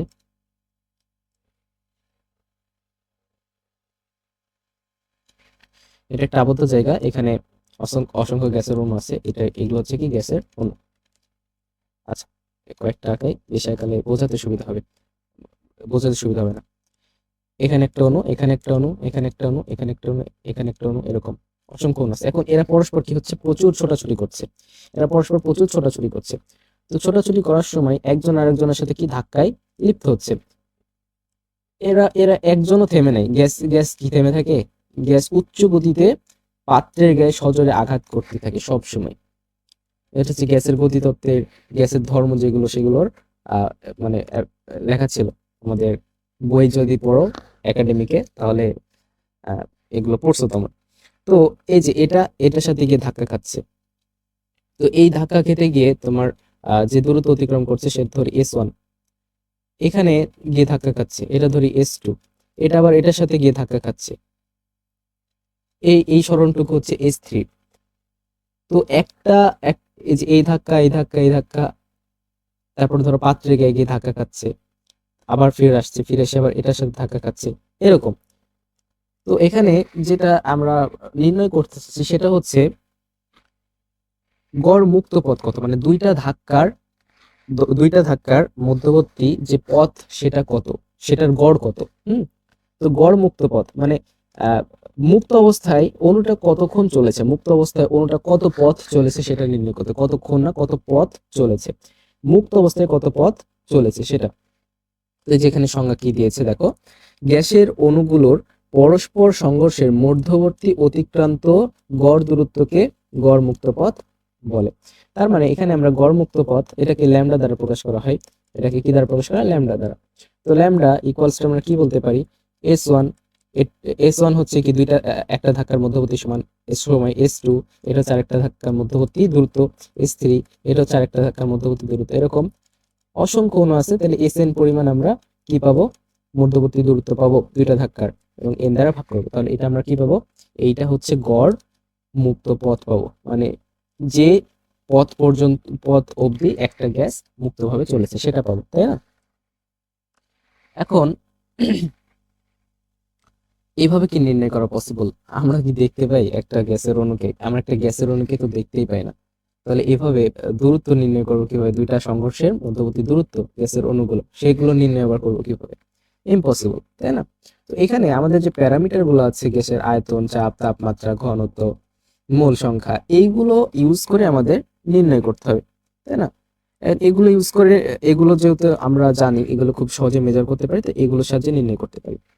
তো বিজ্ঞানী ক্লাসিয়াস, বোলজম্যান এবং ম্যাক্সওয়েল তারা তাদের কিছু তত্ত্ব আছে, সেই তত্ত্ব মতে কয়েকটা ফর্মুলা নিয়ে এসেছেন ওনারা। এই ফর্মুলা অনুযায়ী আমরা একটা গ্যাসের মুক্ত পথ নির্ণয় করতে পারি। এগুলো বইয়ের সুন্দর মতো অনেক বড় প্রতিপাদন করা ছিল, আমরা অত বড় প্রতিপাদনে যাচ্ছি না। তো ক্লাসিয়াসের মতে যদি একক আয়তনে গ্যাসের অণু n হয়, একক আয়তনে গ্যাসের অণু কি n, আর n সংখ্যা, একক আয়তনে গ্যাসের অণু কত? n সংখ্যা, মানে ধরো বলো 1 মিটার কিউবে 1 মিটার কিউবে অণু আছে 2 × 10⁻15টি, তাহলে সেটা হচ্ছে n এর মান। একক আয়তনে গ্যাসের অণু n, এবং সিগমা হচ্ছে অণুর ব্যাস, একটা অণুর ব্যাস হচ্ছে সিগমা। এটা যদি হয় তাহলে ক্লাসিয়াসের মতে এই যে গড় মুক্ত পথ ল্যামডা, এটার ভ্যালু হচ্ছে 1 ডিভাইডেড বাই, এটা হচ্ছে 1 divided by pi sigma square n, pi sigma square n, 1 divided by pi sigma square n। আচ্ছা, বড় করে লিখে, এখানে ছোট হয়েছে। ক্লাসিয়াসের মতে গড় মুক্ত পথ ল্যামডা এটা equals to 1 divided by pi sigma square n।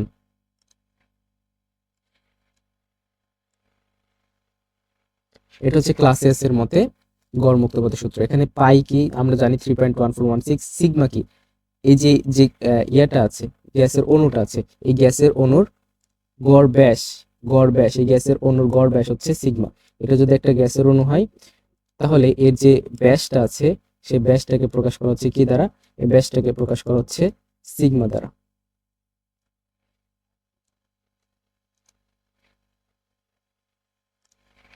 আচ্ছা, এবার আসো বোলজম্যানের মতে গড় মুক্ত পথ কত? বোলজম্যানের মতে গড় মুক্ত পথ, ইনি বলছেন যে গড় মুক্ত পথ হবে 3 divided by 4 pi sigma square n। শুধুমাত্র এই যে বোলজম্যান আর ইয়াতে নতুন একটা সংখ্যা যুক্ত হয়, সেম থাকে আগের জিনিস 1 divided by pi sigma square n, বোলজম্যানের 3 ডিভাইডেড বাই 4 এসে যুক্ত হয়। এটা উনি বলছেন ওনার মতে এই সূত্রটা উনি যে মেথডে প্রতিপাদন করছেন, ওনার মেথডে প্রতিপাদন। ম্যাক্সওয়েলের মতে যেটা সে ল্যামডা ইকুয়ালস টু, এগুলো বইয়ে আছে বিস্তারিত, এখন একাডেমিকে পড়ছো, এগুলা এখন পড়ার সময় নেই, আর পড়েও লাভ নেই, এখন এগুলো আসবে না। 1 ডিভাইডেড বাই √2, মানে বোলজম্যানের ক্ষেত্রে সে 3 ডিভাইডেড বাই 4, আর ম্যাক্সওয়েলের ক্ষেত্রে সে 1 divided by √2 pi sigma square n।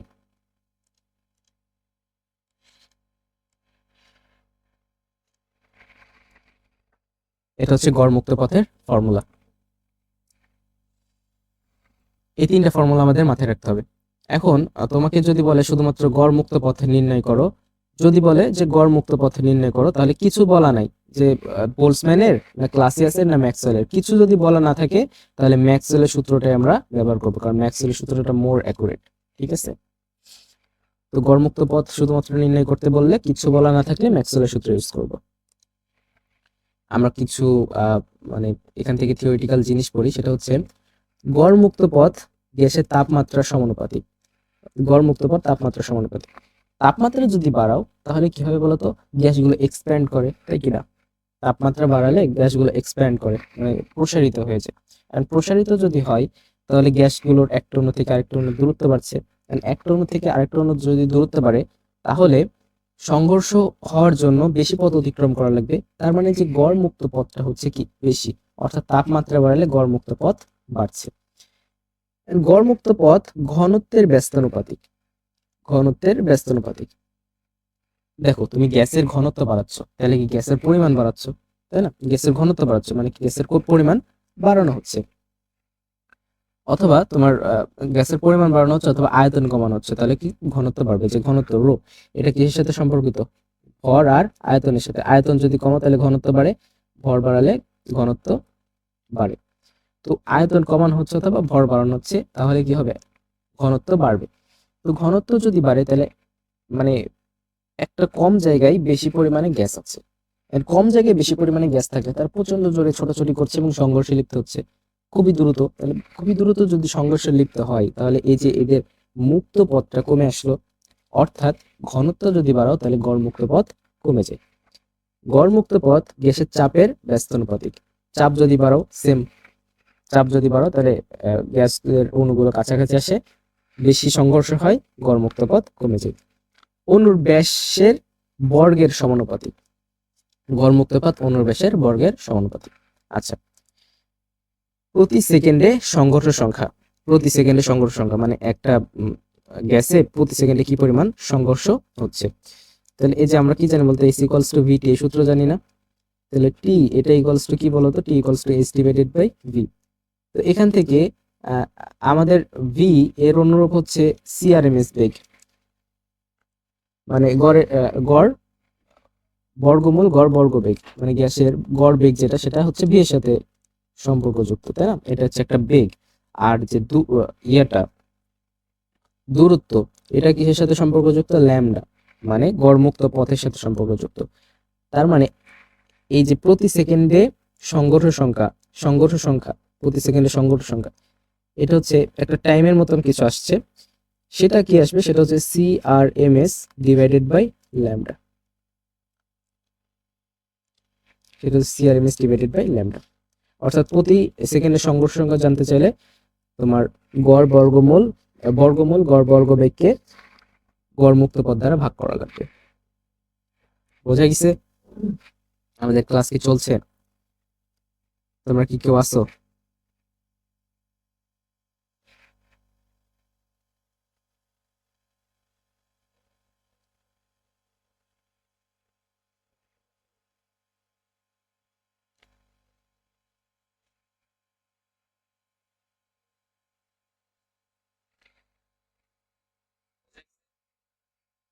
Class কি চলছে? তোমরা কি কেউ আসো? আমাদের ক্লাস চলছে, সবকিছু স্পষ্ট আছে। আমরা কন্টিনিউ করি। আমাদের ক্লাস কতক্ষণ হয়েছে? আমাদের ক্লাস প্রায় 1 ঘন্টা 19 মিনিট হয়েছে। আমরা প্রায় এই চ্যাপ্টারের লাস্টের দিকে চলে আসছি। আমরা এই রিলেটেড একটা প্রবলেম সলভ করি। দেখো কি বলেছে, একটি গ্যাসের অণুর ব্যাস হচ্ছে এটা, মানে সিগমার ভ্যালুটা দিয়েছে, প্রতি ঘন সেন্টিমিটারে অণুর সংখ্যা এটা, এন এর ভ্যালুটা দিয়েছে, গড় মুক্ত পথ কত হবে, ল্যামডার মান কত। তাহলে কি কি দিয়েছে? ব্যাস সিগমা এর ভ্যালু হচ্ছে 2 × 10⁻⁻10 মিটার। প্রতি ঘন সেন্টিমিটারে অণুর সংখ্যা, প্রতি ঘন সেন্টিমিটারে অণুর সংখ্যা দিয়েছে তোমার n, এটা হচ্ছে 3 × 10⁻19। দেখো ঘন সেন্টিমিটারে দিয়েছে, ঘন মিটারে যদি দিত তাহলে এসআই এককে হতো, তুমি এরকম চিন্তা করছো, কিন্তু এখানে অ্যান্সারও তো আছে তোমার কি সেন্টিমিটার। তো তোমার এটা পরিবর্তন করার দরকার নেই, এটাকে তুমি জাস্ট সিম্পলি পরিবর্তন করো, তাহলে বেশি সুবিধা হবে। 10⁻⁻10 মিটার, এটা ইকুয়ালস টু 2 × 10⁻⁻7 সেন্টিমিটার, এটা। এবার আসো গড় মুক্ত পথ। গড় মুক্ত পথ কি? গড় মুক্ত পথ হচ্ছে ল্যামডা, গড় মুক্ত পথ ল্যামডা, এটা ইকুয়ালস টু, যেহেতু আমাদের বলে নাই কোনটা ইউজ করবো, তাহলে আমরা ইউজ করবো কি ম্যাক্সওয়েল, এটা 1/√2 পাই সিগমা স্কয়ার n, এটা ইউজ করবো। তাহলে 1/√2 গুণন পাই এর ভ্যালু হচ্ছে 3.1416, সিগমা এর ভ্যালু কত? 2 × 10⁻⁻7 এরপর স্কয়ার, n এর ভ্যালু কত? 3 × 10⁻19। তাহলে এটা যদি ক্যালকুলেশন করো কত আসে?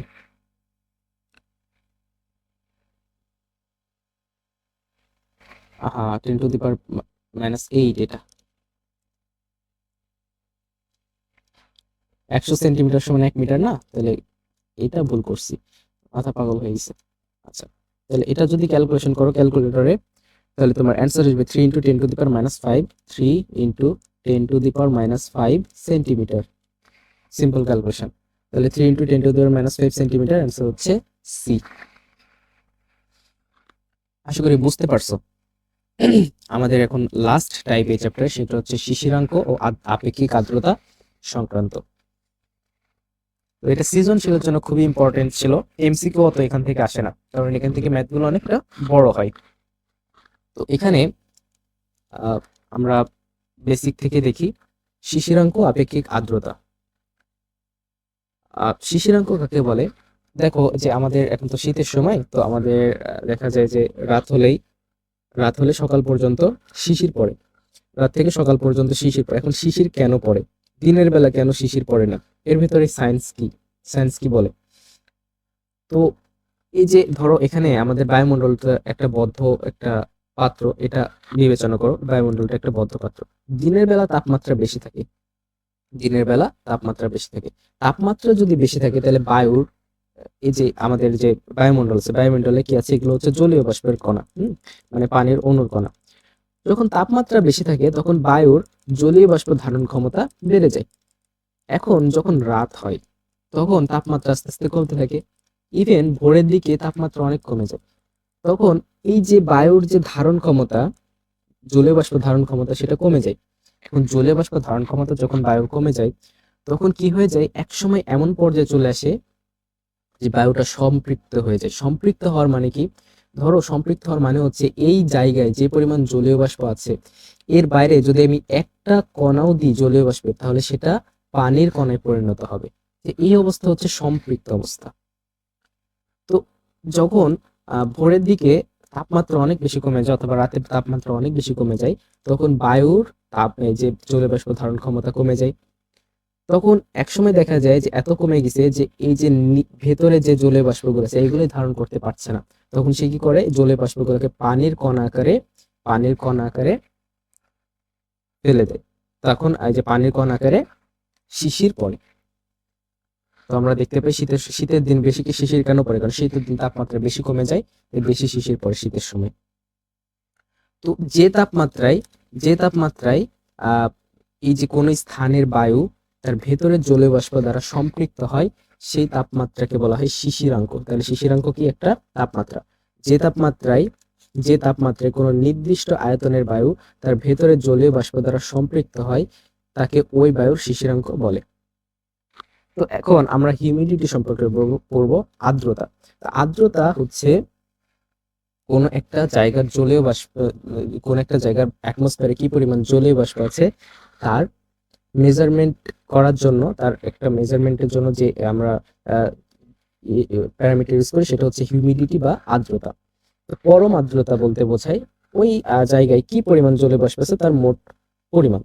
এটা তো আমাদের নির্ণয় করা পসিবল না, একটা জায়গায় মোট কি পরিমাণ জলীয় বাষ্প আছে সেটা নির্ণয় করা পসিবল না, বাট জাস্ট এটা একটা টার্ম যে পরম আর্দ্রতা হচ্ছে কি একক আয়তনে বায়ুর উপস্থিত জলীয় বাষ্প, মানে এখানে একক আয়তনে কি পরিমাণ জলীয় বাষ্প আছে সেটা, অথবা কোন স্থানের পরম আর্দ্রতা বলতে বলছে সেই স্থানে মোট কি পরিমাণ জলীয় বাষ্প আছে সেটা। আপেক্ষিক আর্দ্রতা মানে তুলনামূলক আর্দ্রতা, এটা আমরা নির্ণয় করতে পারি। তো আপেক্ষিক আর্দ্রতা এর ফর্মুলা হচ্ছে, আপেক্ষিক আর্দ্রতা এটা equals to F divided by capital F into 100%। তো এখানে এফ বলতে কি বোঝাচ্ছে? স্মল এফ এর পরিচয় হচ্ছে বায়ুতে উপস্থিত জলীয় বাষ্পের চাপ বা শিশিরাঙ্কে সম্পৃক্ত জলীয় বাষ্পের চাপ। মানে এখানে ধরো যে বায়ুর তাপমাত্রা হচ্ছে 27°C, এটা হচ্ছে বায়ুর তাপমাত্রা। এখন এটা এখানকার বায়ু সম্পৃক্ত হবে এই ভেতরের জলীয় বাষ্প দ্বারা সম্পৃক্ত হবে 15°C তাপমাত্রায়। 15°C তাপমাত্রায় কি হবে? সম্পৃক্ত হবে। তাহলে সম্পৃক্ত হওয়ার মানে কি? এই তাপমাত্রায় শিশির পড়া শুরু হবে, এই তাপমাত্রার নিচে আসলে শিশির পড়া শুরু হবে, অর্থাৎ শিশিরাঙ্ক হচ্ছে 15°C। অর্থাৎ এখানে এফ এর মান হচ্ছে 15 ডিগ্রি সেলসিয়াস তাপমাত্রায় জলীয় বাষ্প যে পরিমাণ চাপ দেয় সেটা। আর ক্যাপিটাল এফ হচ্ছে বায়ুর তাপমাত্রা সম্পৃক্ত জলীয় বাষ্পের চাপ, মানে এই যেটা তাপমাত্রা কত ছিল 27 ডিগ্রি সেলসিয়াস, অর্থাৎ 27 ডিগ্রি সেলসিয়াস তাপমাত্রায় জলীয় বাষ্পের চাপটা কতটুকু দেয় সেটা। অর্থাৎ আপেক্ষিক আর্দ্রতা এটা ইকুয়ালস টু শিশিরাঙ্কে সম্পৃক্ত জলীয় বাষ্পের চাপ ডিভাইডেড বাই বায়ুর তাপমাত্রায় সম্পৃক্ত জলীয় বাষ্পের চাপ ইন্টু 100%। আমাদের এখানে একটা ইনফরমেশন, সম্পৃক্ত বাষ্প বয়েল ও চার্লসের সূত্র মেনে চলে, কিন্তু অসম্পৃক্ত বাষ্প বয়েল ও চার্লসের সূত্র মেনে চলে না। কেন মেনে চলে না? সম্পৃক্ত বাষ্প এটাতে যদি চাপ দাও আরো অথবা তাপমাত্রা কমাও, মানে এগুলো চলরাশি পরিবর্তন করো, তাহলে কি হবে সেগুলো বলতো পানির কণায় পরিণত হবে। পানির কণায় যদি পরিণত হয় তাহলে সেটা কি গ্যাস থাকলো না, তার মানে কি ভর কমে গেল। কিন্তু বয়েলের সূত্র আর চার্লসের সূত্র এগুলো সবসময় বলেছে নির্দিষ্ট পরিমাণ গ্যাস, অর্থাৎ গ্যাসের পরিমাণ নির্দিষ্ট থাকতে হবে। সেই কারণে সম্পৃক্ত বাষ্পের ক্ষেত্রে বয়েল এবং চার্লসের সূত্র প্রযোজ্য নয়, কিন্তু অসম্পৃক্ত বাষ্পের ক্ষেত্রে বয়েল এবং চার্লসের সূত্র প্রযোজ্য। বোঝা গেছে? আশা করি বুঝতে পারছো। তো আমাদের এখানে মানে এই সূত্রটা মাথায় রাখতে হবে এবং এই সূত্রের পরিচয় কি, কোনটা কি সেটা একটু মাথায় রাখতে হবে। আমি যে কথাগুলো বললাম এগুলো একটু ফোকাস করে যদি ভালো করে শোনো তাহলে কিন্তু ক্লিয়ার হয়ে যাওয়ার কথা। অলরাইট, আমরা এখন এই যে হিউমিডিটি মাপার যে যন্ত্র তার নাম হচ্ছে হাইগ্রোমিটার। হিউমিডিটি মাপার যন্ত্রের নাম কি? হাইগ্রোমিটার। তো হাইগ্রোমিটার এখানে কি করা হয়, এখানে একটা পাত্র নেওয়া হয়। হাইগ্রোমিটার যন্ত্রটা এরকম, অনেক ধরনের হাইগ্রোমিটার আছে, তার ভিতর যেটা আমাদের বইয়ে আলোচনা করা হয়েছে সেটা হচ্ছে দুইটা পাত্র, একটা পাত্র, এই পাত্রের ভিতর কি নেওয়া হয়, এই পাত্রের ভিতর পানি নেওয়া হয় এবং এই যে এই পাত্রের ভিতরে একটা থার্মোমিটার রাখা হয়। এই থার্মোমিটারকে বলা হয়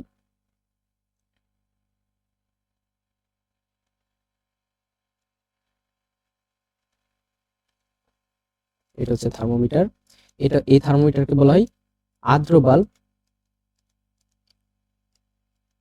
এটাকে বলা হয় আর্দ্র বাল্ব।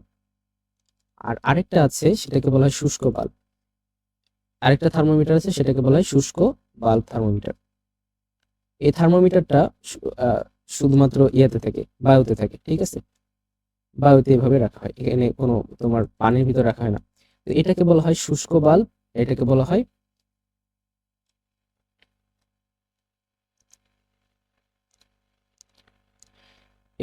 আর্দ্র বাল্ব, আর এটাকে বলা হয় শুষ্ক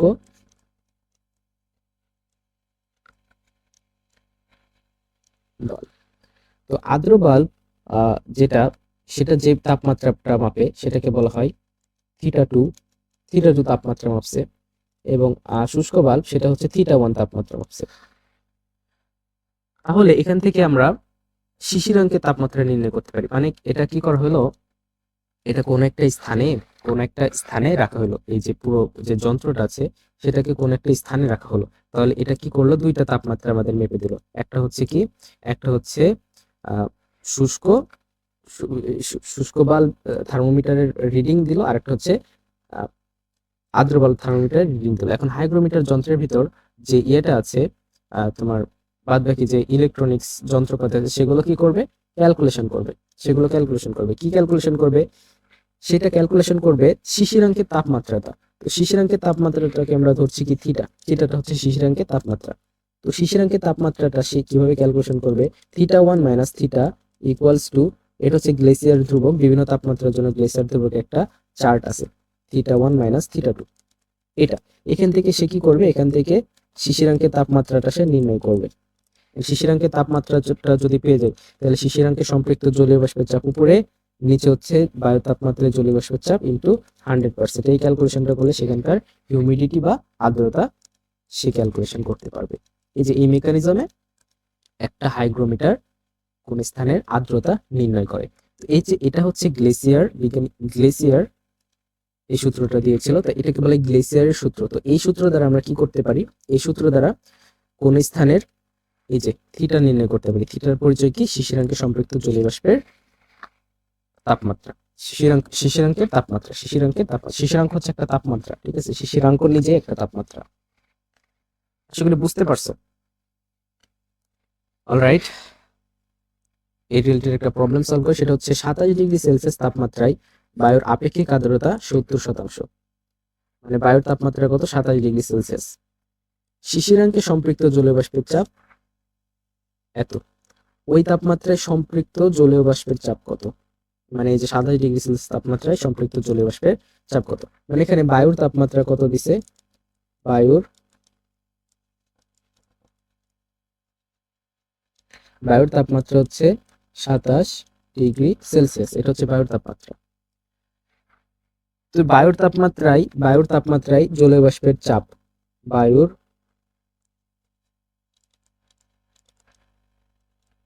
তাপমাত্রায় জলীয় বাষ্পের চাপ, বায়ুর তাপমাত্রায় জলীয় বাষ্পের চাপ হচ্ছে এফ। শিশিরাঙ্কে সম্পৃক্ত জলীয় বাষ্পের চাপ আমরা জানি স্মল এফ, সেটার ভ্যালু দিয়ে দিচ্ছে 14 × 10⁻³ আপেক্ষিক আর্দ্রতা, আপেক্ষিক আর্দ্রতা, আপেক্ষিক আর্দ্রতা এর ভ্যালু কি দিছে? আপেক্ষিক আর্দ্রতা এটা ইকুয়ালস আমরা কি জানি? F divided by F into 100%। এটা আমরা জানি। আপেক্ষিক আর্দ্রতা কত আছে? 70%।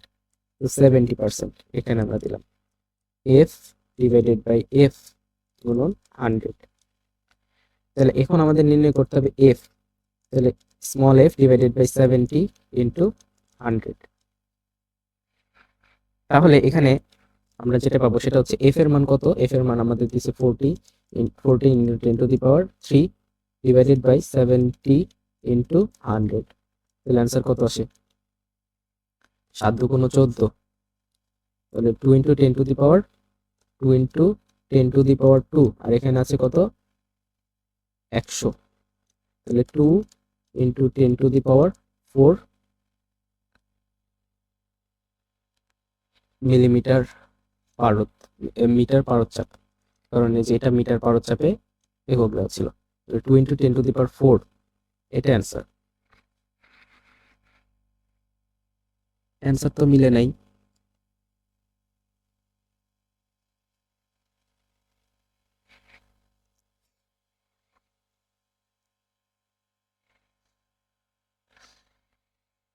আচ্ছা আচ্ছা আচ্ছা, এখানে এখানে ভুল করছে, এখানে 10⁻³ আমি দিচ্ছি +3, সেই কারণে ভুল হয়েছে। ঠিক আছে, সেখানে ভুল হয়েছে, একটু সংশোধন করি। আমাদের কোথায় ভুল হয়েছে? এইখানে। আমরা অত হাতে, এটা হাতে ক্যালকুলেশনই করা যায়। দেখো এখানে কি, এখানে 0 0 কেটে দাও, 7 আর 14 কেটে দাও, তাহলে কত থাকে? 7 × 14, 2 × 10⁻² গুণন 10। তাহলে এখানে থাকে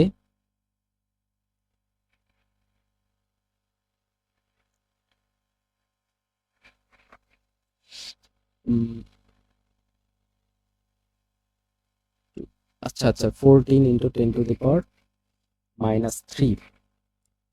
মিটার পারদচাপ।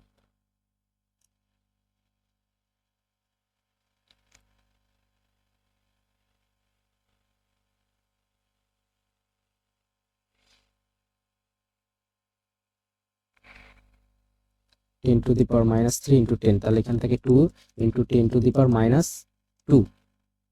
এখানে তাহলে এই যে এটা অ্যান্সার, মানে আমাদের যেটা অ্যান্সার আসছে সরাসরি ক্যালকুলেশন করে সেটা অ্যান্সার দেওয়া নেই, মানে এটা 20 × 10⁻³ লেখা আছে মিটার পারদচাপ। এটা হচ্ছে অ্যান্সার। এটা আমি মানে চ্যালেঞ্জ নিয়েছিলাম যে হাতে হাতেই করবো, তাই ঠিক আছে। ক্যালকুলেটরেও করতে পারো, সাস্টে তো ক্যালকুলেটর ইউজ করা যায়। অ্যান্সার হচ্ছে সি। আশা করি বুঝতে পারছো। তো সেই সাথে আমাদের এই চ্যাপ্টারটা কমপ্লিট হলো।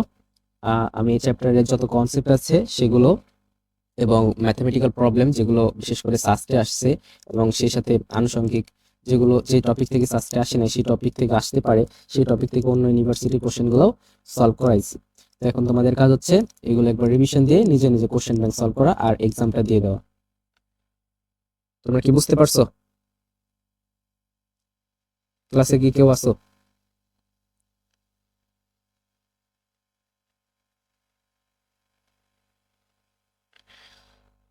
শেষ করে দেবো ক্লাস, বলো। আর কোনো প্রবলেম আছে?